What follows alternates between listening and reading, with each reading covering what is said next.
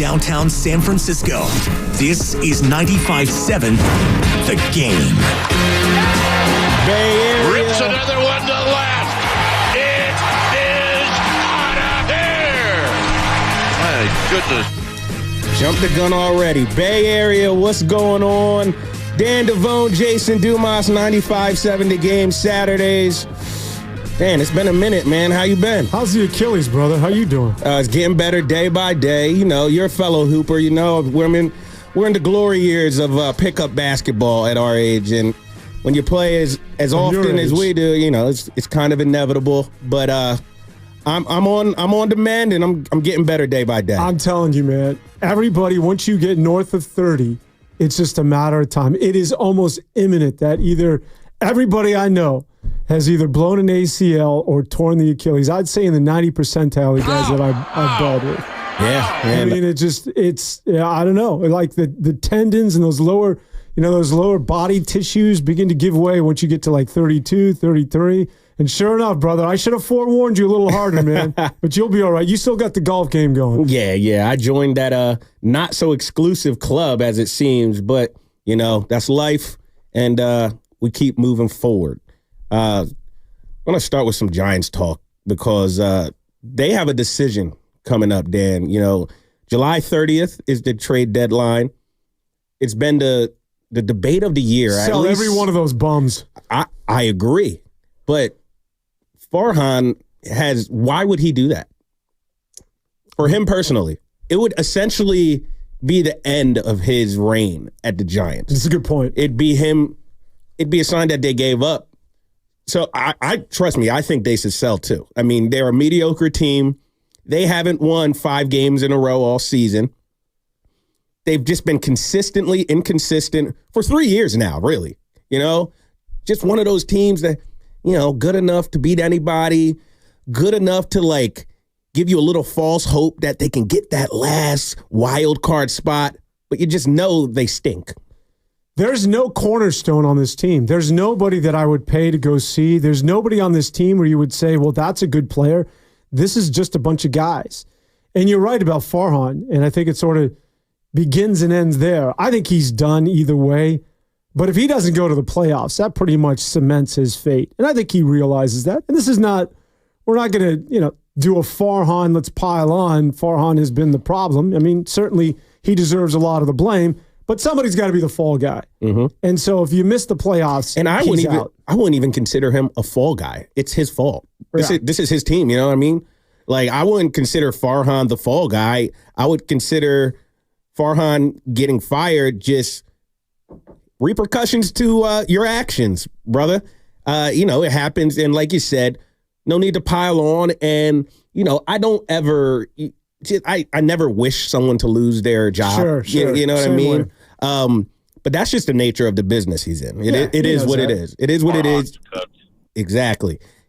You're in a very public, performance-based business, and you have not performed up to the standards of this market, of the history of the organization that you general manage, and it's time to go, brother. I mean, there's been some bright spots on that squad this year, singularly, like Tyler Fitzgerald, for instance. Guy is just raking right now. A young guy, he's first Giant rookie in the team's history to hit a homer in 5 games.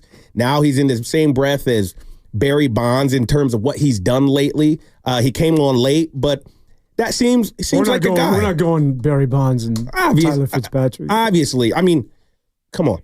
Obviously. He's not Barry Bonds. I'm not advocating for that. But if you look at what he has done lately, and the only other guy since Barry Bonds, he did this since Barry Bonds, did that since Barry Bonds. It's impressive what he's been able to do. Yeah, just to clarify, Dan, what he's talking about is Tyler Fitzgerald is the first Giants player with 7+ home runs in an 8-game span since Barry Bonds in 2004. So he went, I want to say 5 consecutive games with home runs? Yeah, 5 straight games. That's pretty impressive. That's impressive for anybody, especially a rookie. So he's the first Giants rookie to do that. He's hit 7 home runs in 8 games. First Giant to do that since Barry Bonds. Well, let me ask you this. Where does he play, though? Is he your starting shortstop? I mean, right now, I'm pretty sure he's an outfielder. I think he plays center field. I mean, look, I'm not going to sit here and act like a baseball savant. I watch enough that I know what I'm talking about, but there's definitely people out there smarter than me. If you're on the text line, give us your thoughts. If you want to call in, give us your thoughts about Tyler Fitzgerald. Now, look, the one thing about him, he's on a heater. So we've seen guys on heaters before. Can he do that? Is there longevity to that? He hasn't done this all year. It's kind of been a condensed hot streak. And we've seen in baseball that guys can get hot and then you never see them again. So obviously I'm not anointing him as the next one right now, but he's opening eyes. He is legitimately opening eyes. Luis Matos, he's had a good season, made his first All-Star game. A little shaky in the outfield. Elliot Ramos. Yeah. I mean, a little shaky in the outfield he's been. And then the one thing that's concerning, but I mean, he's a great player and we know it. He's just been terrible as of late, is the guy on the bump, Logan Webb. I mean, he's played really bad, pitched really bad over the last couple of starts. He was terrible in the All-Star game. I mean, I know it's an All-Star game, but his team has the lead. He gets in. He just gets pounded, leaves the game. His team's losing. And that was coming off his final start of the first half where he gave up like 7 runs in 5 innings. So it's just the vibes aren't good over there in that clubhouse. I expected the Giants to be better this year, not because of the roster per se, because of the manager. I thought they had a significant upgrade when they got rid of Kapler and they hired Bob Melvin. I said Bob Melvin's going to get you wins just because he's really good manager, and that hasn't even come to fruition. They're the same team as they were with our guy Gabe Kapler. The same team, just floating around 500 all year. Maybe a couple of cool games that give you a glimpse that, oh, this is what this team can be, and then they follow it up with like losing 3 in Colorado. It's the same team that we've seen the last 3 years. Yeah, so what does that tell you? That it wasn't Gabe Kapler and it's not Bob Melvin, but it's personnel. Exactly. And so this is why I don't necessarily say that our man Farhan is he's somewhat of a fall guy because, he's not. I think getting Soler, getting Matt Chapman, getting sort of the players at Jung-Hoo Lee, I mean, he can't go to the plate and perform, right? So a lot of this is on the players, quite frankly. But he's a fall guy in this regard, is that somebody has got to take the axe here. Somebody has got to be the target of all these verbal darts and where we're going in terms of improving this baseball team. You mentioned the clubhouse. That's something that gets overlooked. I'm a big clubhouse guy. I'm somebody that camaraderie and chemistry. If you get that chemistry and it's right, it translates to wins on the field. And think about this team during their run in 10, 12, and 14. Some of the biggest characters in baseball. In Lincecum and Pat Burrell and all those boys and Smith coming out of the bullpen. I mean, this was a team that was loaded. They were like the Raiders back in the 1970s. And now look at them. Like, this is a team, and I know there's 1,000,001 reasons as to why the Giants are struggling right now, but I think one of which that gets overlooked, and when I look at this team, it is absolutely void of any personality. Matt Chapman, I like, but Matt Chapman might be one of the boringest dudes I've talked to in recent memory. And Yastrzemski, nice guy, but there's nothing there. My point being is that even Brandon Crawford, who had that dry wit, Brandon Belt, who was sort of a leader, and of course, you had Buster Posey in his quiet way of leadership. Talk about boring, though. Buster Posey? Yeah, but in a weird way, he lent towards sort of, stability in that locker room. Right now, I just look at that team and I'm like, who are you? And who is this team as far as, having some level of a character?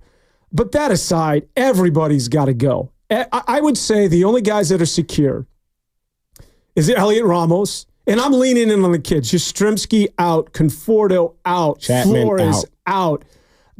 Chapman, I'm not so sure because of his defense, and I'm willing to give him the benefit of the doubt. He can get you something. If you're going to be sellers, that's the thing, though. If you're going to be sellers, you gotta give some of the guys like Matt Chapman, for everything you just said about him. If you're a team that's close, or you're a team that's in the playoffs and you need another bat, you need another guy who can, play defense, make some plays for you.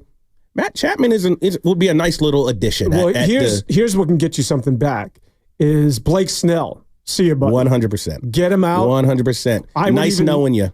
In fact, I would go as far as Lamont Wade. I know he's popular with teams, but the New York Yankees need a first baseman. looking for Jersey Ken, but the Yankees are void of a first baseman. Their man Rizzo's out. If we know anything about the Yankees when it comes this time of the year, they are willing to overpay. Lamont Wade, Yankees, what do you want for a left-handed hitting first baseman? We all know about the porch out there in Yankee Stadium. If they're willing to give me a boatload, as they typically do, here's your first baseman. Yeah, I think he can play. He's got a really good glove, too. And that's one thing, the Yankees could always use as a solid glove. And they're without a first baseman for a team. That's my guy, too. Late night Lamont. They're going to make him, he's going to have to shave his facial hair, go over there and play in the Bronx. That's right. Straighten up, man. You're in New York City. Put on the pinstripes and do it right. You can keep the stash, though. Keep the stash. I noticed that. I thought you had to be clean shaven. I actually noticed that this season. A bunch of people have stashes. But everybody, Lamont, Tyro Estrada, if that's where Luciano wants to play, Tyro, my man, pack your bags. How about Duvall? Everybody's out. Duvall, I'd consider, but you got to have a closer. So are you leaning in on Walker? Like, there has to be an heir apparent if we're going to put Camilo Duvall. I'm still in the belief that you can still roll this guy out there, but I like the way you're thinking because it's time to go young. It's time to go Matos. Let him make his mistakes at the major league level. Elliot Ramos, you do your thing. Luciano, you come up. And the fact that they're optioning out Birdsong, now I know that there's a wrinkle, and so they can get him back on this doubleheader coming up, I believe, today. But I'm leaning in on Birdsong. It's all about the youth. It's not very dissimilar. I know we'll get into a conversation about the Golden State Warriors, but it's similar in that I think it's time to go young. And especially as it relates to the San Francisco Giants, in every offseason, leaning in on these free agents and these high-priced pitchers who can opt out after a year. That's obviously not working. Just go young with some of these kids and let's see what we can get. And at the trade, he's never really sold. Since he's been there in 6 years, this is the opportunity. Just do it. Be bold. This is what GMs do. Have a vision and be that guy. Don't play the balancing act and do what it is that you did in your first year with the San Francisco Giants just a couple of months after you got hired, where you tried to keep Smith in the bullpen and Madison Bumgarner, and then, you're unloading Melanson. Like, dude, pick a lane. What are we doing here? And I'll tell you what it is that you need to do is just absolutely invest on the youngsters. And it's time to say goodbye to Lamont Wade, Snell, Conforto, Yastrzemski, Flores, all of you guys. You got a one-way ticket out of town, and let's go. That's Dan Devone. I'm Jason Dumas, 95-7 The Game Saturdays. Who would you get rid of on this Giants roster if the Giants decide to sell? For me, top three names that I think could get you back some great pieces in the farm system. Blake Snell, you got to go. Thank you for your services. Matt Chapman, you got to go. Thank you for your services. Camilo Duvall, you got to go. Thank you for your services. I think those are the three guys who could really get you things. You don't want to give away Logan Webb. I mean, he's the one guy you got who is an all-star, perennial type all-star. You keep him, but those other three guys, they can get you some nice pieces for your future. Who would you move at the deadline if you were sellers and you were running the San Francisco Giants? I mean, Dan, the deadline's in 3 days, and they are 5 games under 500. They're going nowhere.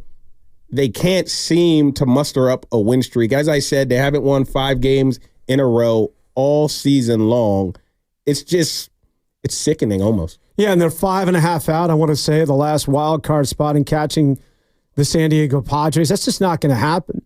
And the chances of that happening become even that more problematic when you think about all the teams that you have to leapfrog, because there's a log jam. It's backloaded now of about, I want to say, 5 teams. Yeah, for sure. Like here, I'm pulling up the standings right now, and it's been like that all year.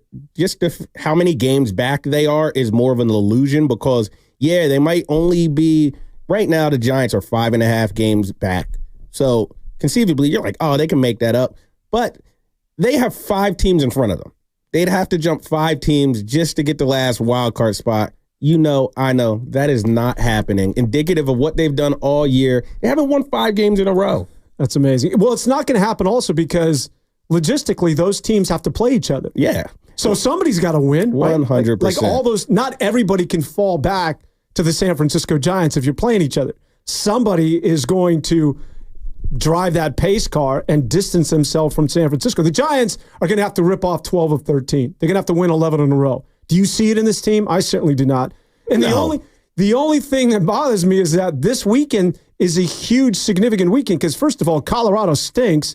If the Giants win 3 of 4, if they sweep Colorado, you talk about being delusional. If that alters their thinking that we're no longer sellers, that's a huge mistake in my regard as well. Yeah, 100%. Let's go out to the phone lines. My guy, Filmo Mike, he's on the bridge right now. Mike, got some brothers talking baseball, bro. What's up?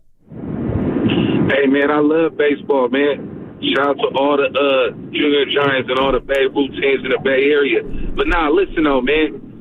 Farhan Zaidi got to keep it real with himself, bro. Like, we going to see if it's a word, it's a term we go, RNS, real, whatever. You feel me? So it's like, if he a real one, right? He going to sell the team because that's what is best for the organization. Sort of like what Draymond Green said. You feel me? I'm trying to do what's best for the organization. And if he don't, he just being a selfish guy. You know what I'm saying? And so we're going to see. My other part of the reason I was calling was because basically these people, like the players nowadays, all across baseball, it's like 5 good players. Like literally, in my opinion, when I used to watch baseball, you had like regular play. You had like, to me, Chipper Jones was a cool player, but he was on today's level. He was the best player in the league. You had like players like Fred McGriff, Matt Williams. I'm just talking about regular players that you had levels to it. Now it's like you only got like superstars and trash players.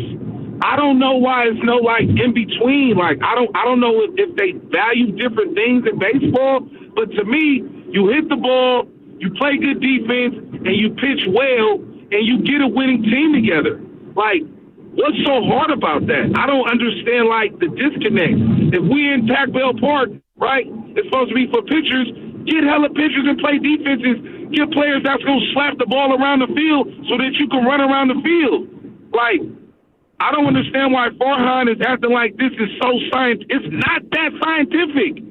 Get a good baseball player. He hit 300. Let him hit. Don't try to change his swing. Let him hit 300. Yeah, I hear that. That's 300. That's a frustrated fan. But I'm from Orinda. What's RNS? Oh, it's. We'll tell you off air. We'll tell you off air. I'm playing. Hey, I got a shout out for my man Ev. Our boy Evan is in a layover in Jersey after drinking for 2 weeks straight out. And where was he? He was out in Sweden. Evan Giddings, he was right? out in Sweden visiting family. He told me he was taking 2 weeks off. Funny, I got coffee this morning, and the barista was like, "How's your weekend? What you got planned?" I said, "Oh, I'm about to go hop on the radio." He's like, "Which one?" I'm like, 95.7 Game. He goes, "Do you know Evan Giddings?" I was like, "Yeah, I do." So Evan gets around. He's man. known out here. Shout out to Evan. He may look like the kid next door in your paper boy, but I'm telling you, man, he's closing some joints. Yeah, You should have told him he's hosting. He's filling in for Steiny. Steiny and Guru next week. Oh, Yeah, he's a real deal. filling in for Steiny. No, I'm Shout investing out. in that Hopefully, Ev had a great vacation. He deserves it. That man works really, really hard. Has a whole bunch of jobs. He's a grinder. So hopefully, I've given him my business card like 15 times to be his agent. It's right? not working out. Oh man! But look, back to Filmo Mike and that call he had. It just seemed like it feels like every fan can echo that sentiment. They are just exhausted. And what came through to me was, and I think it spoke for a lot of fans, Farhan is doing way too much. He's this numbers guy, and he's trying to change the game. Bro, baseball is not that complicated. If you can play defense, you can pitch, you can hit, get those guys, trust your eyes, get ball players. This analytic crap. Look, it's like, see, even in basketball too, it's like, bro, you're doing too much.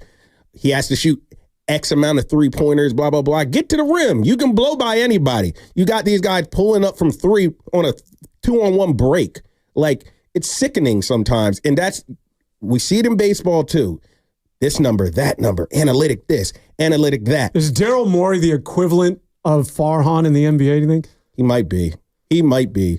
And Daryl Morey, obviously, he's with the Sixers. The Sixers have a extremely talented roster. We will see how that plays out. I don't know. Remember him in Houston, though? He was basically, like a 6'5" in underleague. I would give Morey more credit than Farhan because Morey has taken teams, have constructed teams that have make deep runs. And who's to know, maybe the Rockets could have won a championship or at least made the finals if they weren't in the same area as the Warriors. Yeah. Like, it's like the Utah Jazz. Paul doesn't get hurt. Yeah, and they might win. It's like, Jazz, Utah Jazz, very, very good team. They were in the same area as the 90s Bulls. It's just unfortunate. They were never going to win one. If they dropped them in a different era, they probably win one or two. It's, you can see all those teams in the Eastern Conference that had to play against LeBron James every single year probably would have gone to the NBA Finals in other eras, but they went up against arguably the best player of all time. Not by my standard. He's up there, but you get the point. Farhan is like, I don't know. He seems, and I don't know the guy personally, but his personnel moves seems like he wants to be the smartest guy in the room. I can't blame him for the personnel moves over the last couple of years. I mean, collectively, a lot of them haven't worked, but I mean, think about it. Jung-Hoo Lee, I think, is exactly who it is that Fillmore's describing, right? But he was good. Yeah, it's a shame he messed up his shoulder. But that's not on Farhan, right? No, that's not. A lot of this is just circumstantial. I think Matt Chapman is a good third baseman. At the time, you're like, yeah, that makes sense. The guy can pick it, and he's a good bat, but he hasn't been very good. Jorge Soler, everybody's saying, well, listen, we need a bopper, right? We need somebody who can give you 3 runs with one swing of the bat. Go get Soler, and he does, and Soler has just been putrid. I mean, that is a guy that I would also, Soler, who wants Soler? Anybody? Get him on one of these food trucks out here down on Market Street and start selling that guy. Like, what do you want for this? I mean, but nobody's going to take on that contract, right? Yeah. But, I mean, as far as Farhan, he makes the right moves. Soler, you got to hit the ball. Snell, you got to pitch better. At some point, Chapman, you've got to do better. Jung-Hoo Lee, you screwed up your shoulder. So a lot of this is, I think he did what it is that he needed to do as a GM in terms of prudent moves. At some point, it's up to the player to produce. But, as I stated off the top, the players aren't going to take the fall. It's going to be Farhan whose head's got to roll. I'll say this, and it was an amazing performance. Robbie Ray the other day, coming back after damn near 2 years being on ice and pitching 5 scoreless innings, 5 no-hit innings, I believe. Even he was great. Maybe they have something in him. Obviously, by the way, just a shout out to Farhan once again. He got Robbie Ray from Mitch Haniger. Go look at what Mitch Haniger's doing with Seattle. I'll tell you right now. Stinks. Nothing. Yeah, he stinks. So, I mean, that one, maybe it's an outlier, but you have to give Farhan credit if Robbie Ray turns out to be that guy. Go ahead. What if he does? This is a guy who is a former Cy Young Award winner. You have visions. Snell, Webb, Ray. I mean, if they all could get it going, that is a formidable 3-man starting rotation right there. So who knows? I mean, look, like I said, I'm not a baseball savant. There's plenty of people out there who know personnel better than me and who knows how these things go better than me. But from just my naked eye, this team has been the same team for 3 years. They've been boring to watch, boring to cover. That 107-win season feels like it was a decade ago. Yeah. That was one of the funnest teams I've ever covered in my career. It was just every game was fun. But that seemed like sort of the outlier. 100% was an outlier. Yeah. You look back at that now, you said, how the hell did they win 107 games with that roster? It pretty much like every starter, obviously I'm saying it for effect. It wasn't every single starter, but like 70% of the starters that year had career years. And every button that Gabe Kapler pushed came up roses. Right. From pinch hit home runs, which they led the majors, to personnel moves. I mean, he could do no wrong. Yeah, 100%. Won a lot of one-run games. I always mess that little 2-word duo up.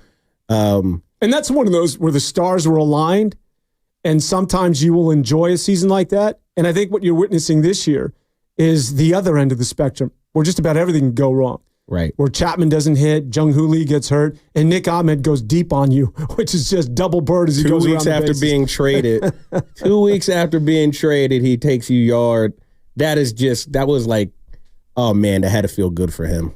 Yeah, good for Nick Ahmed. Man. What a win. You're on the Giants, and then you blink 2 weeks later, you're on a team that can win the World Series. Sports, man. Although they won't win the World Series. The Dodgers won't. They'll find a way not to. But Shohei Ohtani is, I know Fillmore Mike was talking about the guys in that era aren't as good as the guy, or better than the guys in this era. Maybe he has a point totality-wise, but Shohei Ohtani is the best player in pretty much any era he's playing. And think about that series. No Mookie Betts, no who's the former Oakland A? What am I thinking of? The third baseman, first baseman, Olsen? No, the Simeon. That's a guy's name. He's a giant killer. Former Oakland A, was discarded. Redhead dude. What's his name? You know what I'm talking about. Muncy. Oh, yeah, Max Muncy. Max Muncy. Yeah, he does kill the Giants.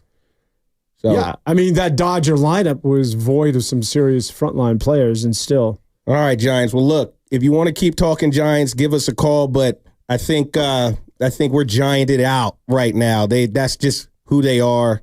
Mediocre team, boring team. But we have way, way more to talk about here on 95.7 The Game Saturdays. Some Warriors, some 49ers, a lot to break down. That's Dan Devone. I'm Jason Dumas. We'll be right back. Arhan's cooked. As school messes return, rest easy. Clorox has got your back to school. Oh, no. I'm back. That messy science experiment. And I brought baking soda, cornstarch. And you're due tomorrow, right? Well, at least I stocked up on Clorox disinfecting wipes, because you're not messing up my kitchen counters like last time. Ooh, smart. Got any food coloring? And off to... Click on any of our new or pre-owned vehicles and either schedule a test drive or begin your express checkout. You can even review every option possible before ever walking in. And if you prefer to go over your options in person, then Stevens Creek Subaru's friendly staff will be happy to take over wherever you left off. Whether you stop in for service or to take delivery of your new Subaru, don't forget to stop by the Wilderness Cafe and talk to our Subaristas, only at Stevens Creek Subaru. This month, get 0% financing on all remaining 2024 Outbacks in stock on approved credit from Stevens Creek Subaru. Visit us on Stevens Creek in San Jose, right next to Santana Row, or StevensCreekSubaru.com. That's StevensCreekSubaru.com. And remember, buckle up and drive safely. High five! Up top! Heck yeah! Dave's company just got the first ever 5-year price lock guarantee from Comcast Business. Yeah, 5 years! It's 5 years of gig speed internet. High five for gig speed! 5 years of advanced security. Security win! And 5 years of a great rate that won't change. Our rate ain't changing. All from the company with 99.9% network reliability. There it is! He hasn't given this many high fives since Deborah brought in her famous banana bread. Woohoo! Now he's got savings. I'm so excited! Yep. Dave's feeling it, but it's only for a limited time, so don't wait. Switch today and ask how to get the first ever 5-year price lock guarantee from Comcast Business. Powering 5 years of savings, powering possibilities. Comcast Business. And it's hurting, but I am not stopping. Woo! Ends 8/21/24. Guaranteed rate applies to monthly service charge for new customers on qualifying internet bundle, excluding taxes and fees. Other restrictions apply. Hey, it's Bonte Hill. Shasky and I recently got to meet with UA Local 38, an incredible union, and they are looking for HVACR service technicians right now. UA Local 38 provides benefits, professional investment training, and they'll even send your kids to camp for free. If you're experienced HVACR service tech, call UA Local 38 today. Tell Larry and Tony that Bonte and Shasky sent you. Call 415-626-2000. That's 415-626-2000. Or visit UALocal38.org. When people have a craving to explore new and traditional Asian cuisines, they head to P.F. Chang's, where scratch-made dishes come from the 2,000-year-old tradition of wok cooking. P.F. Chang's wanted to explore new possibilities for their website. They turned to AmericanEagle.com. AmericanEagle.com re-architected P.F. Chang's website, integrating multiple third-party systems to create a unified digital experience. The results? Improved page speed and performance, personalized content based on users' location, intuitive online ordering, an increase in organic search visibility, and a 40% increase in new users. For scratch-made Asian cuisine, Visit your local P.F. Chang's or go to pfchangs.com for website design, development, digital marketing, and hosting that produce efficiency, revenue, and results. Visit AmericanEagle.com. P.F. Chang's and AmericanEagle.com. Another example of the best businesses in the world, turning to the best in the business for websites. Go to AmericanEagle.com or call 877-WEB-NOW1. That's 877-WEB-NOW1. It's the dog days of summer. Baseball is in full swing. And unfortunately, so is your work schedule. Stay connected to your local team, even while you're working hard, with your favorite station on Odyssey.com. Get the best in local sports talk, listen live, or jump back to what you missed with Rewind. It's all here, all just a few clicks away. And I'll tell you something, it makes the workday go that much faster. Listen at work. Visit Odyssey.com today to get started.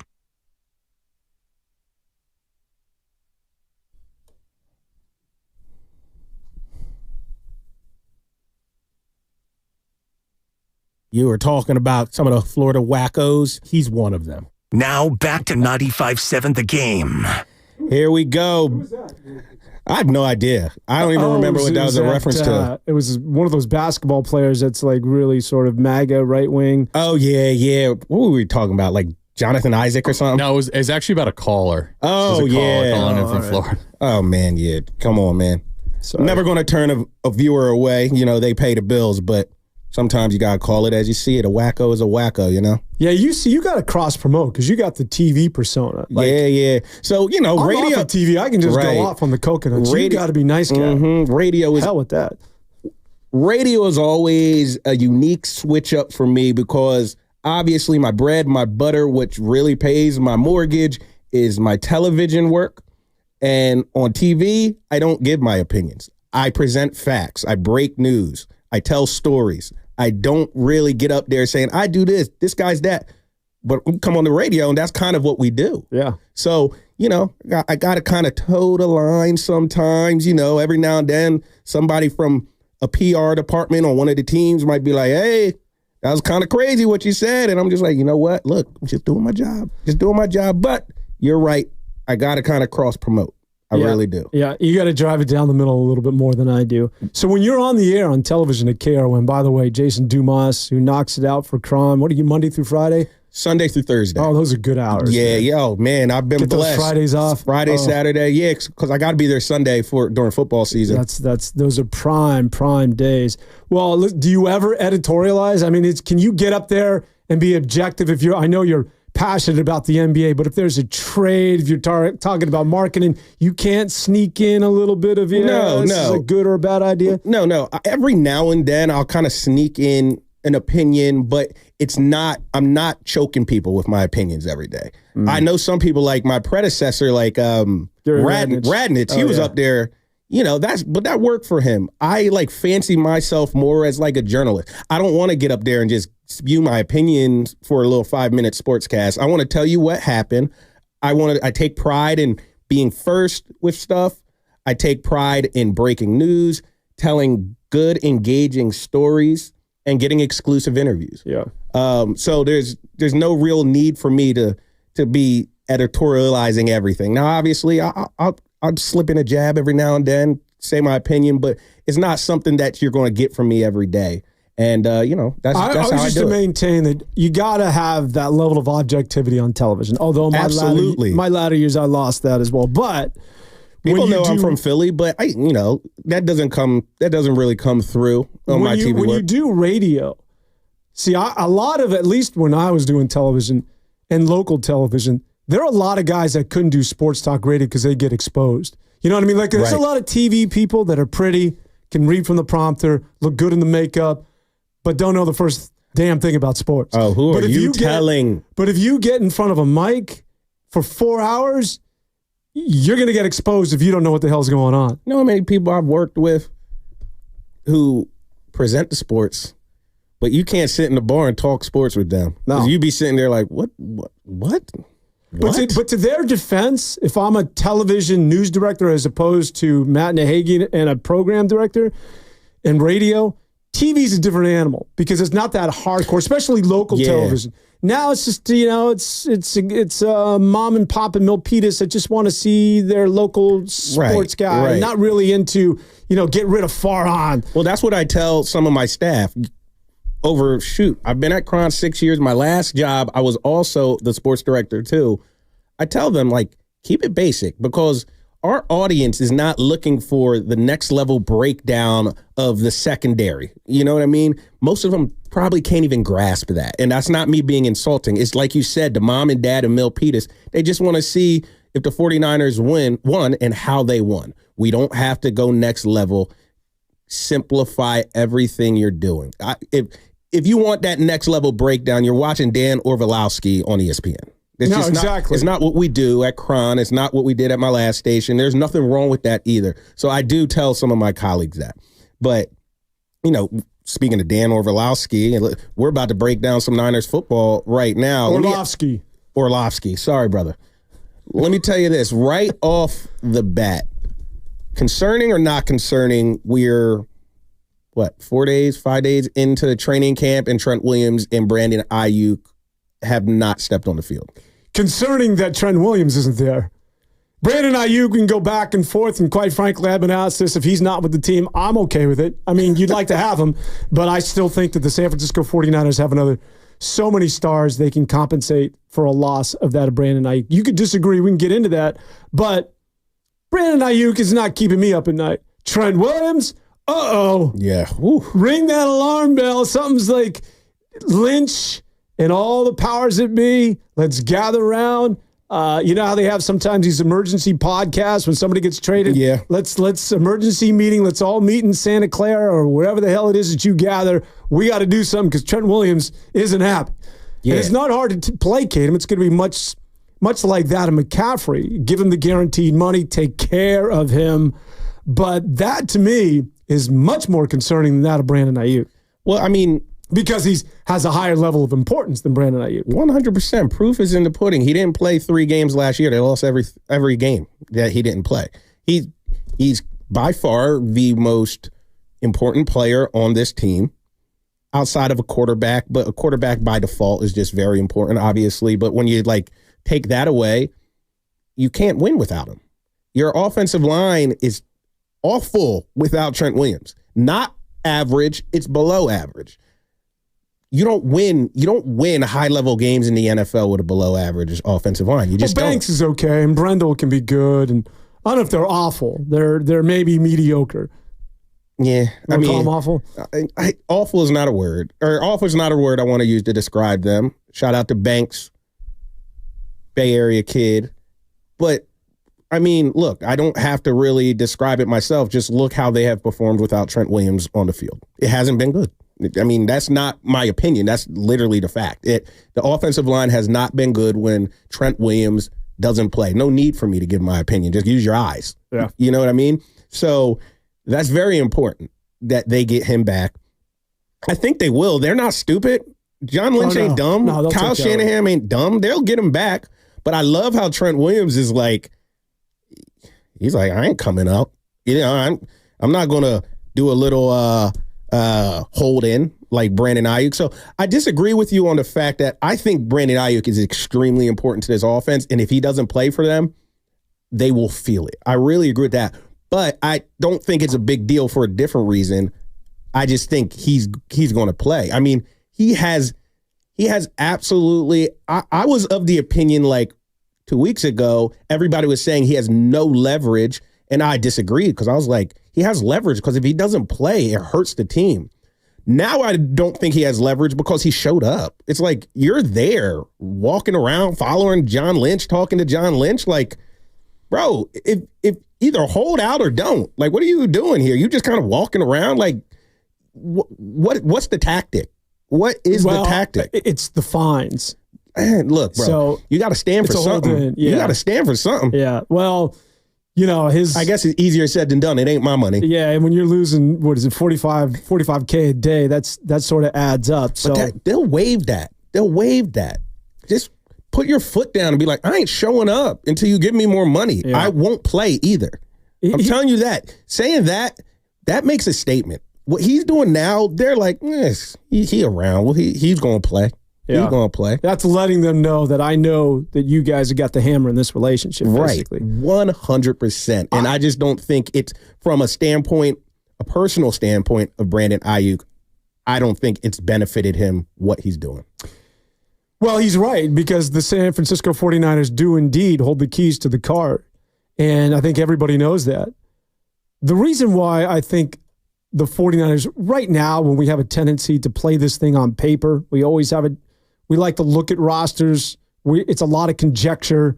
We like to think about position by position and what player is more significant than another, because they're obviously not playing games. We're not in the season. We have a tendency to overblow these things. I think that once the season gets started, you always have to keep in mind that the 49ers during the tenure of Kyle Shanahan have never been singularly focused on one guy. And Brandon Ayuk, albeit a good player, Kyle Shanahan is so innovative, and there are so many stars that when you're talking about McCaffrey and Deebo Samuel and Kittle and Brock Purdy, the list goes on that, yes, you would love to have Brandon Ayuk. Is he going to be the difference maker as to whether or not I go to a Super Bowl? I'm willing to say no. There's going to be a host of other reasons as to why you didn't get to the pinnacle, whether it's injuries, whether it's underwhelming play by some of your stars, or, as you mentioned, bad offensive line. If all things being equal and you're a good football team, it's not because if you don't get to a Super Bowl and or win one, it's not going to be because Brandon Ayuk didn't play football this year. Again, I could be on an island there, but I strongly believe that, listen, there's an X factor in all of this, in the rookie that they drafted out of Florida to see just exactly what he hasn't been on the field either. He's on the PUP list, but he is expected back. But, I think that this is a team that is relying on its defense. And we have a tendency to think overblow. He had a remarkable season, and he was their signature go-to wide receiver. And Brock Purdy has developed remarkable rapport with this guy. But this is a team that does it with defense. You do it by running the football when Kyle Shanahan's at his very best. It's 3 yards in a cloud of dust. It's between the tackles. And then when you get teams on their heels and they start guessing, Shanahan's going to carve you up no matter who the hell's in that slot or your number one, whether it's Juwan Jennings or just go down the list. And I think that once you start playing football games, this will all be evident. I do not think at this juncture you'd like to have Brandon Ayuk. Do not, don't get this crooked. You're a better football team with him. But does he have the leverage to command upwards to $30 to $35 million and go to the Justin Jefferson neighborhood? If I'm the GM, he does not. Right. So I disagree a little bit with you. I think they absolutely do need Brandon Ayuk to win a Super Bowl. I think 1,300 plus. No joke. Huge season. 1,300 receiving yards. That's a lot of production to make up. I don't think Deebo Samuel is a good wide receiver. I think he's a good X, runs some routes. He doesn't have a full route tree, not at an elite level. He's a good football player. He's a great football player. Trust me, do not get that mistaken as me insulting Deebo Samuel as a football player. I don't think he's a good wide receiver. I think he's a good football player. He can run some routes, get you some great production through the air. You can line him up anywhere. He can make plays out of the backfield. He's amazing after the catch. But straight as a receiver, if he's your number one receiver, and Ricky Pearsall and Juwan Jennings, I don't think that's that great of a receiving core. And I think Brandon Ayuk was by far their best playmaker on the outside. I think Brandon Ayuk is one of the best wide receivers in the NFL, and it's a very deep position. And I just think he allows that offense to do some of the things they do. He allows Deebo to play in the manner he plays because he's there. So, I think they would be screwed without Brandon Ayuk. Now, I think they're going to have him. I mean, he's there. Like, he's showing up. I don't know. Like, you're here now, bro. What are you going to come and leave? Like, you literally lost any position you had. And a lot of people didn't even think you had that strong of a position. So that flimsy position you even had is gone. What are you doing here? Yeah, to add to that, so TJ Houshmandzadeh, who is I never say that name. Houshmandzadeh out of Oregon State. Okay. He's Brandon Ayuk's personal wide receiver coach. He was on Willard and Dibs about 4 days ago, and he talked about if Ayuk doesn't get an extension, the season will be hard on him. I just want to play you guys some sound. Before you do that, you know what Marshawn Lynch, who also couldn't pronounce his last name, would call him TJ Who's Your Mama. Okay, here it is. It's going to be hard. There's no other way to put it. It's going to be some good days. There's going to be some bad days. And that's about as honest as I can be with you. There's going to be some days where it won't be on his mind. There's going to be some days where you're going to see his body language. You're going to look at his face, and you automatically know. It's just he's thinking about it. And you feel like, I've done this. I led the team in targets. I led the team in yards. I believe he was third in touchdowns. Bro, just pay me. I mean, that's the player. You want to compare me to this player and that player, but when this player and that player signs a contract that you don't want to give me, that comparison is no longer valid. And so there'll be some good days. There'll be some bad days. I'm sure BA will try to be a professional as much as possible, but he's human. I mean, yeah, it's true. Look, I'm going to preface what I'm about to say with, it's easier said than done, especially when it ain't my money. I get it. You got bills to play. Protect the check. Trust me, if anyone knows, I know. We're living in the Bay Area, living between margins, trying to make it work. So I know that.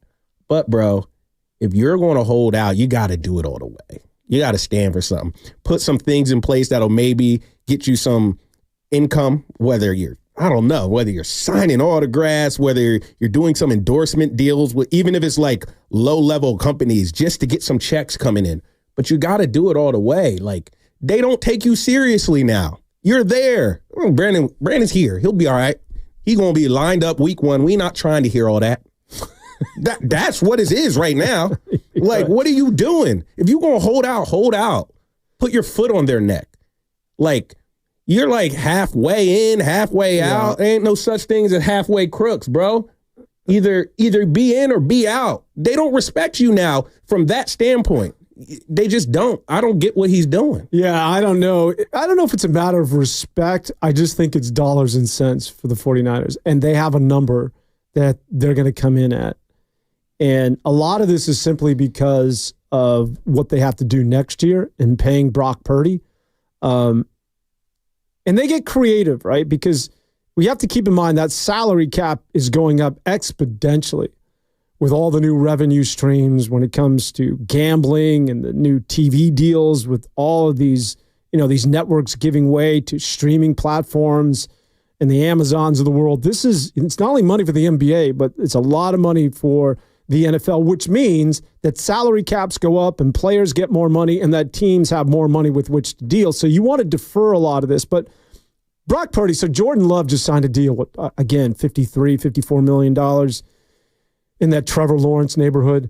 Brock Purdy, if he plays Brock Purdy-esque football, is going to get $60 million next year. Ooh. There's no doubt. And I think that Brock Purdy, unlike that of Ayuk, and maybe even trumps that of Trent Williams, is somebody that takes precedence. Obviously. And so it's hard to get a quarterback who's good. Has to be taken into account because there's a domino effect. And so we cannot overpay what we believe is a reasonable price that we're offering Brandon Ayuk. So they're going to toe the line simply because they have to think about the fallout of next year, and namely one Brock Purdy. 100%. I see we lost a caller. If you're still listening, call back in. We'll get you on. Now, to that point of Brock Purdy. Let me know if I get long-winded if there's a caller on. No. Cut me off. No. Give me the slash throat. You haven't been long-winded. We lost him before you even started talking. You ever do that when you're on television and you realize that that they need you to get out early and they're giving you the hand signals? Yeah. I'm very aware. The worst is when you get like 2 minutes into your broadcast and it's a new story coming up. No, it's a new director. What do they call new producer? Yeah. And so the producers screwed up their timing and they get in your ear like, you need to wrap. Or they'll just say last story. I'm like, bro, I got another 3 minutes of my broadcast. I definitely hate when they float new content that we have ready to air. That's so annoying. But I'm pretty mindful of the time on air. Doing 11 years. I'm pretty mindful of that. The thing about going into my sportscast heavy can be annoying. But no, I'm not really long-winded on TV. I'm actually short and concise and to the point, because being long-winded on TV only just like widens your margin for error for you to mess up or like step on your tongue. Just get straight to the point. You also got to work as if the viewer is lazy and has a short attention span. Yeah, because they do. It's just the truth. I have a short attention span, so I'm, like talking so much, you start thinking about something else. All of a sudden, you look back and the guy's still talking. You're like, oh, what the heck is he talking about? Get right to the point on TV. So I tell people who I work with that too. Yeah, I can't.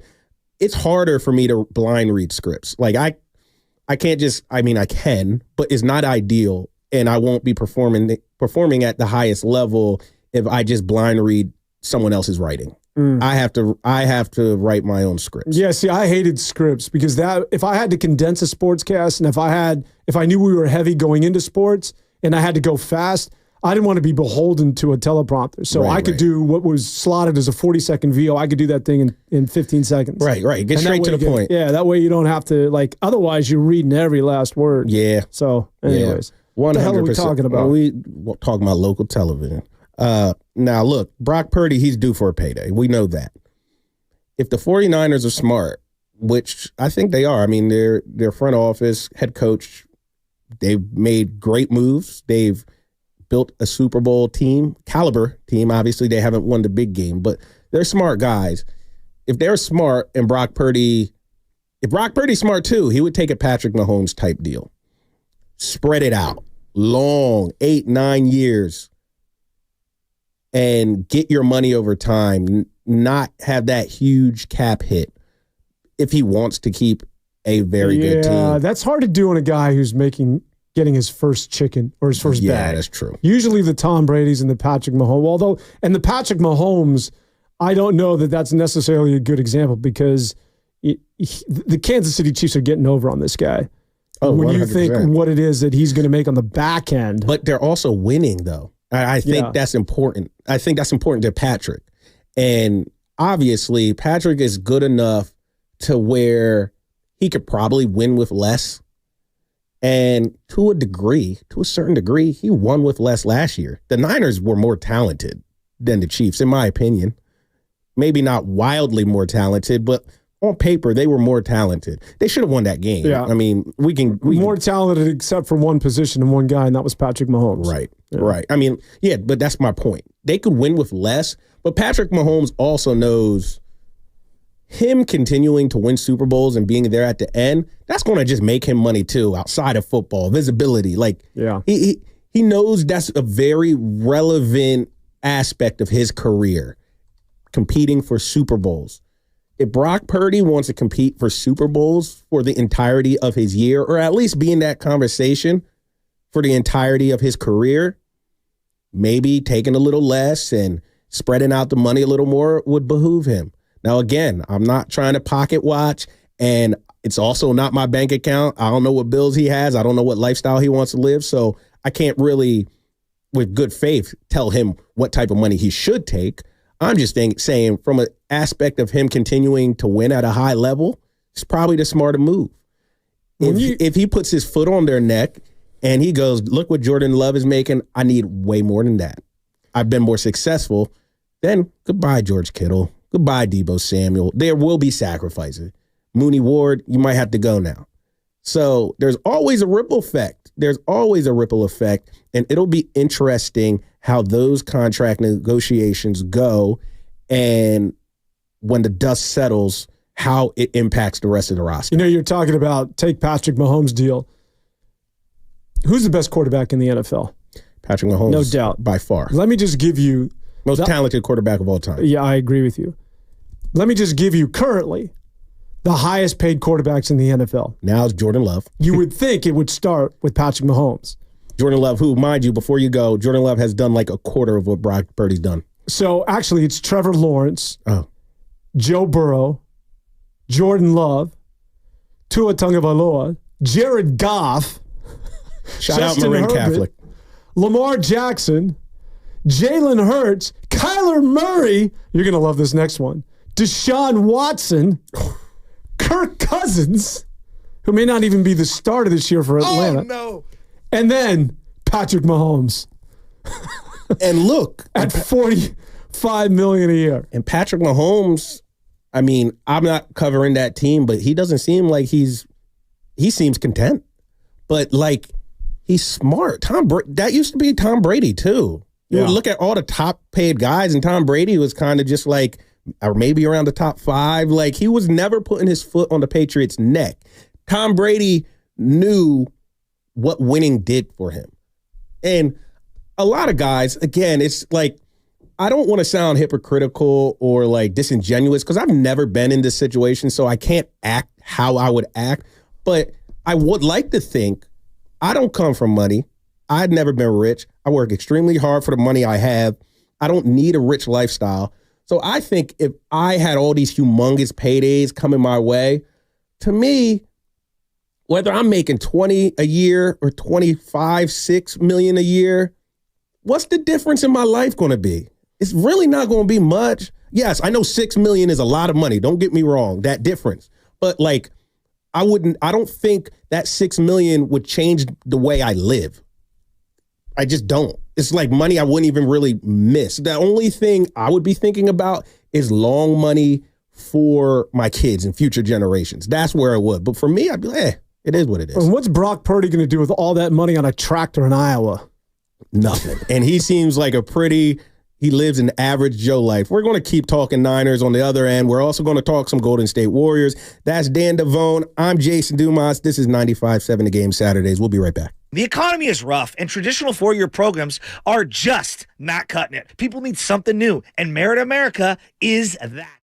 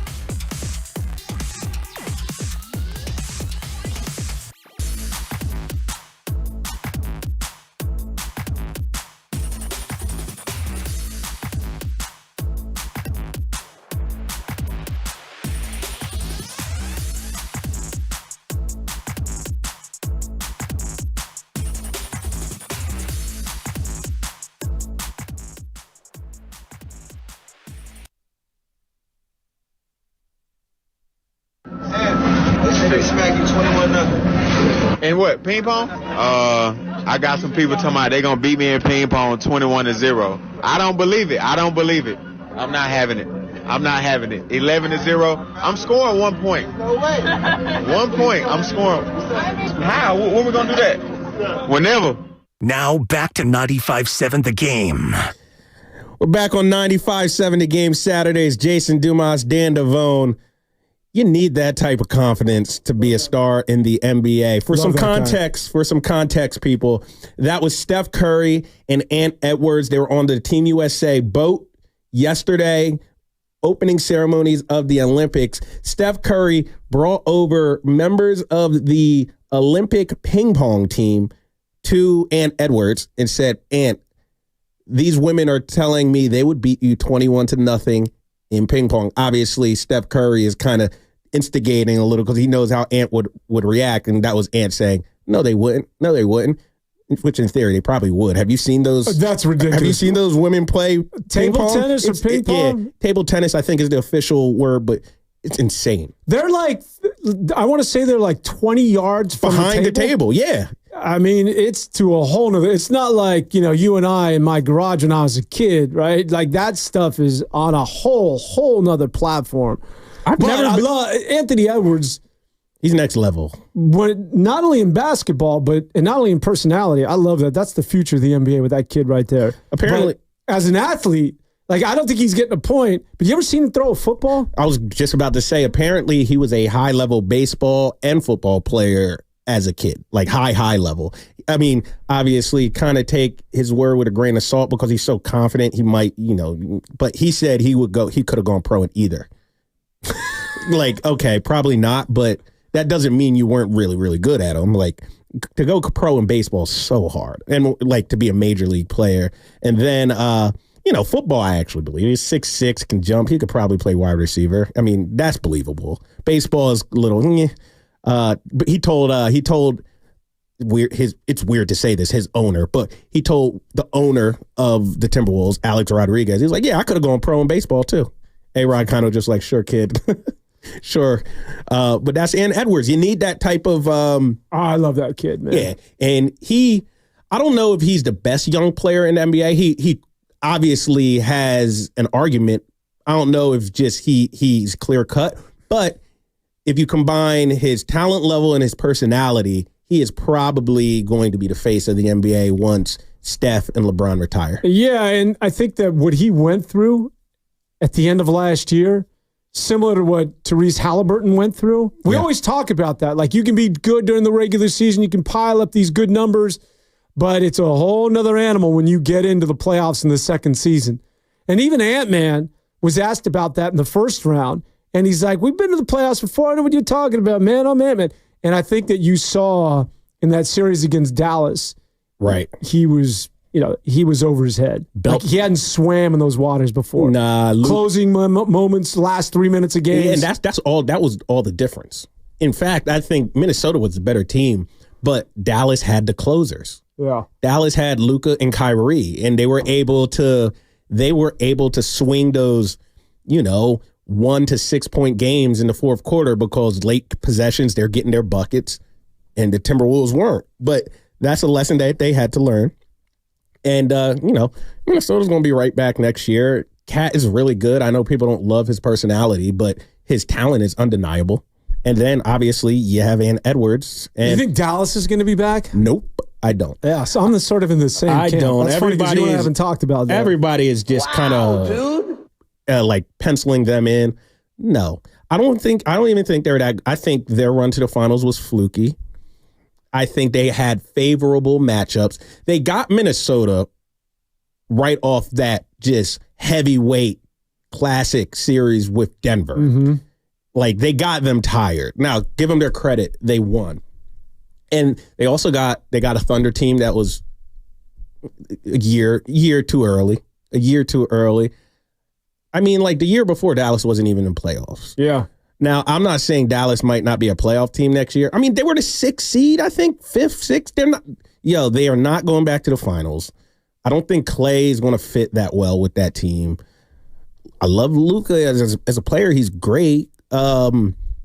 I don't think Kyrie is getting any better. He might be the same level next year, but he won't be better. If anything, he will be a little worse. He's just getting older. Yeah. No, I don't. And I like Jason Kidd. Wisely's for real. Oh, he's good. Yeah. I mean, the Warriors really, really, really wanted to draft him. They really, really did, and it just didn't work out for him. Obviously, he wasn't there. But I remember when Lively came here for his workout, they loved him then. I talked to a couple people behind the scenes. One person told me, I'm not going to put his name on blast because he might not.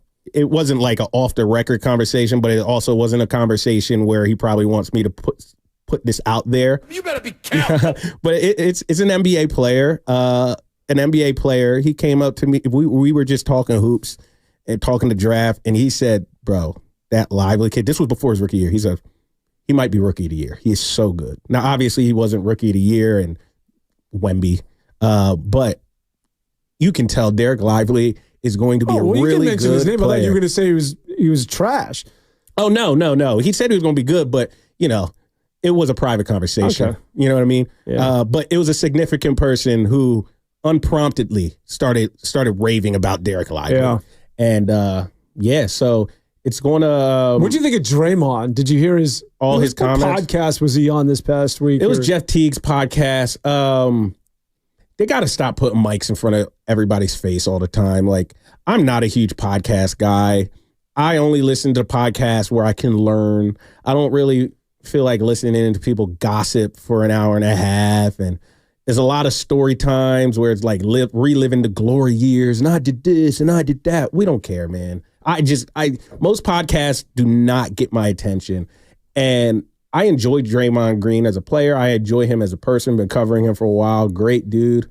But I'm not sure he even believed half the stuff he was saying. It's just like sometimes you could get a mic in front of somebody's face and you just start talking. And like when he said, I either want to go to the finals or not even play, I think we have that, no? Yeah, I can play that. Yeah, let's play that right now. I'm going to share a little tidbit with you, though. After winning 4 championships and making the playoffs and losing in the first round, I'd rather not. Or second round. You rather not what? I'd rather go home and enjoy my summer. Okay, respect. Than going to the first, second round and not having a real chance. You solidified, though. Maybe the guys want to go to the playoffs. You're young guys. No, I mean, we're going to do all we can to win a championship. But by the way, at no point are they going to hear like, yo, fellas, we got to make the playoffs. Like, don't waste my time. Don't waste my time. We try and win the championship, that's the talk. But making the playoffs, that's some Indiana Pacers talk. Even the guy who was hosting that podcast kind of tried to give Draymond an out. He was like, well, what about the young guys who just need that experience? Like, even they tried to give Dre an out. And I just, look what the Mavs just did. They were the 5th or 6th seed, but they were not supposed to go to the NBA Finals. No one had them going to the Finals. It was either the Denver Nuggets, the Minnesota Timberwolves, maybe the OKC Thunder. Those were the 3 teams in the West that were significantly better than everybody the whole regular season. All of a sudden, you blink and Dallas is in the finals. Like, Draymond, if anybody should know, all you got to do is get in the tournament and anything can happen. So this talk of like, we either got to win a championship or I don't even want to go to the playoffs, it just doesn't make much sense. And I think deep down, he probably doesn't even believe that. But that's what happens in the podcast era. They just put a damn mic in your face and it's just all of a sudden it's diarrhea of the mouth. And I guess people would probably call me hypocritical because considering what I do for a living, we're talking for 4 hours. But it was, I rolled my eyes at pretty much every comment that went viral from Draymond on that podcast that day. Yeah. I do wonder, and I said this the last couple of weeks here, 95.7 The Game, and I know you and I will probably differ on this, but I think that this is a team, nobody likes to use the rebuild word. I guess the word now is step back. It's a step back or it's a reset, whatever the hell you want to call it. It's a rebuild, which makes sense for the Warriors, which is why I think Markkanen or Paul George makes no sense and don't do it. And I know we can get into that conversation. But I mentioned this, that if indeed this is a team that's retooling for the future while still being competitive, is Draymond down for that? Because I do believe that at age 35, and even prior, forget about his age, he is wired to win, and he's synonymous with NBA championships. If this is a team that's going younger and looking to the future that may not include him, is he really signing up for that? Because I think this could come to a head that if they don't get marketed, and this is indeed the roster, that Draymond might want out. And if I'm the Warriors, that's a mutual conversation. Because I think in retrospect, signing you to a 4-year, $100 million contract, we would like to revisit that. And so if you want to go to Detroit or if you want to go somewhere else and we can get what we feel is value in return, that's a conversation I certainly would have if I'm Dunleavy. Yeah, no, I 100%. And I think I get Draymond, like the root of his point. I just don't know if he conveyed it the right way, or I don't. Maybe he did in his eyes. In my eyes, I get the fact that you're a vet who has won 4 NBA championships. You're very accomplished. Like, your point is like, yo, I don't want to BS around. Are we playing for championships or not? There's no in between for me. But I think saying I don't like, bro, if you make the playoffs, you have a chance, especially with Steph Curry and them on the roster. I would disagree. If this team could get to the playoffs, they ain't winning anything. I mean, look, this team is not going to the Western Conference Finals. Is it likely? No. Is it likely? No. But you can't. So basically, Draymond doesn't want to play on this team. Well, that's my concern. The point. Then that's the point, because if that's your mindset, if that's your mindset, I'm trying to make, that hey, we're like a team that's going to make the playoffs and that's it. If that's your mindset, then you're basically saying you don't want to play for this team, because that's what the team you have right now. That's what I've said all along. So yeah, I mean, then that's not good either. Why? If they can get out from underneath that contract, if he wants out, if this is not a team that's going to win a championship, which I don't think they are, nor and Lacob and Dunleavy and Kerr will never admit this, but if this is indeed a rebuild, which is I think the smart move, I think he's smart enough, I mean, Draymond, to read the writing on the wall, and they should have that conversation. Like, this isn't a rebuild, though. They're not bad enough. They're not bad enough. This is not a rebuild. Okay, not a rebuild. Reset, leaning into the youth. This is just like the pedaling in the middle type team. Like, this team, just be competitive. If this team goes into the year as is, they'll be probably around the same situation as last year, which is not good enough to get better. Like, you're going to get what did the Warriors didn't have a draft pick this year, but if they would have, I think it would have been like 14, 15. Like, you're not going to get any franchise-changing player at 14, 15. Most likely you won't, obviously. So if they're going to rebuild, a rebuild looks like we're getting rid of Steph, we're getting rid of Draymond, which ain't happening. They're not getting rid of Steph Curry. So like this, like that's what I'm saying. Like, Draymond, the team you're on right now is the team you just described you don't want to be a part of. Yeah. Like, so what message does that send?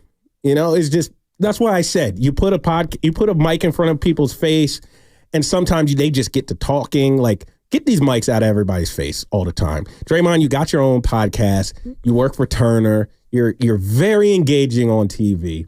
You're going to make a whole lot of money on TV. Once you stop making a whole lot of money playing basketball, you don't got to do every damn podcast someone invites you on. This is true. And these podcasts are also making money, by the way. Oh, 100%. Yeah, his podcast is owned by The Volume. That's like Colin Cowherd's podcast. They make money.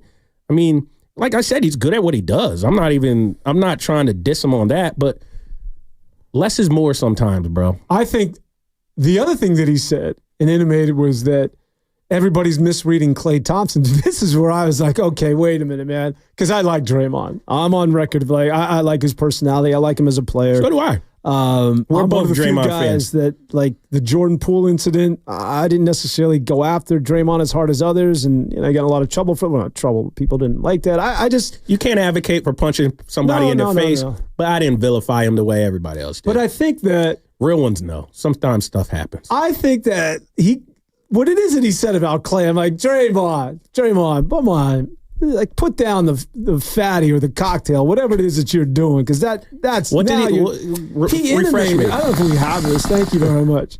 A little early for that.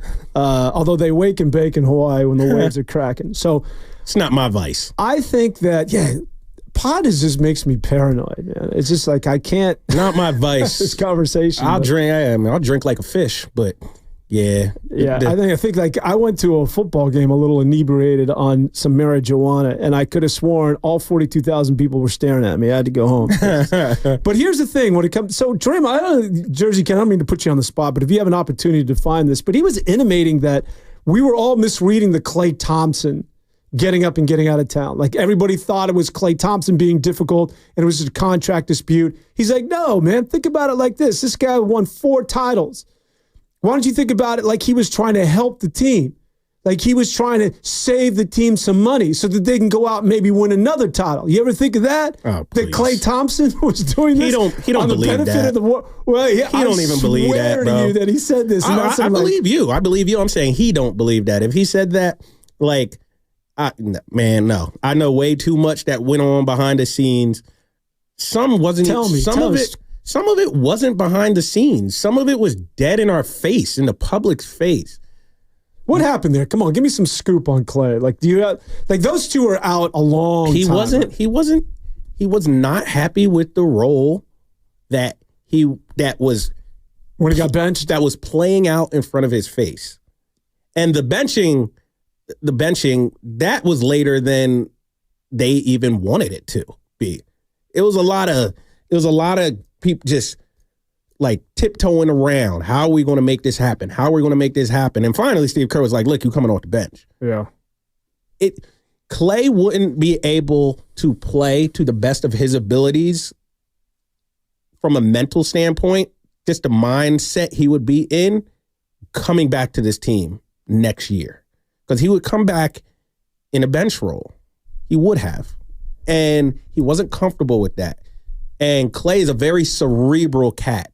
He has to be in a good headspace to play his best basketball. And he knows he wouldn't have been. So take that for what you want. And, there's no need to get into every nook and cranny, but it was uncomfortable the last couple of years. It was. And this is what it came to. Him just saying, I will be better off somewhere else. And I do not think the Warriors, publicly, they're going to tell you everything.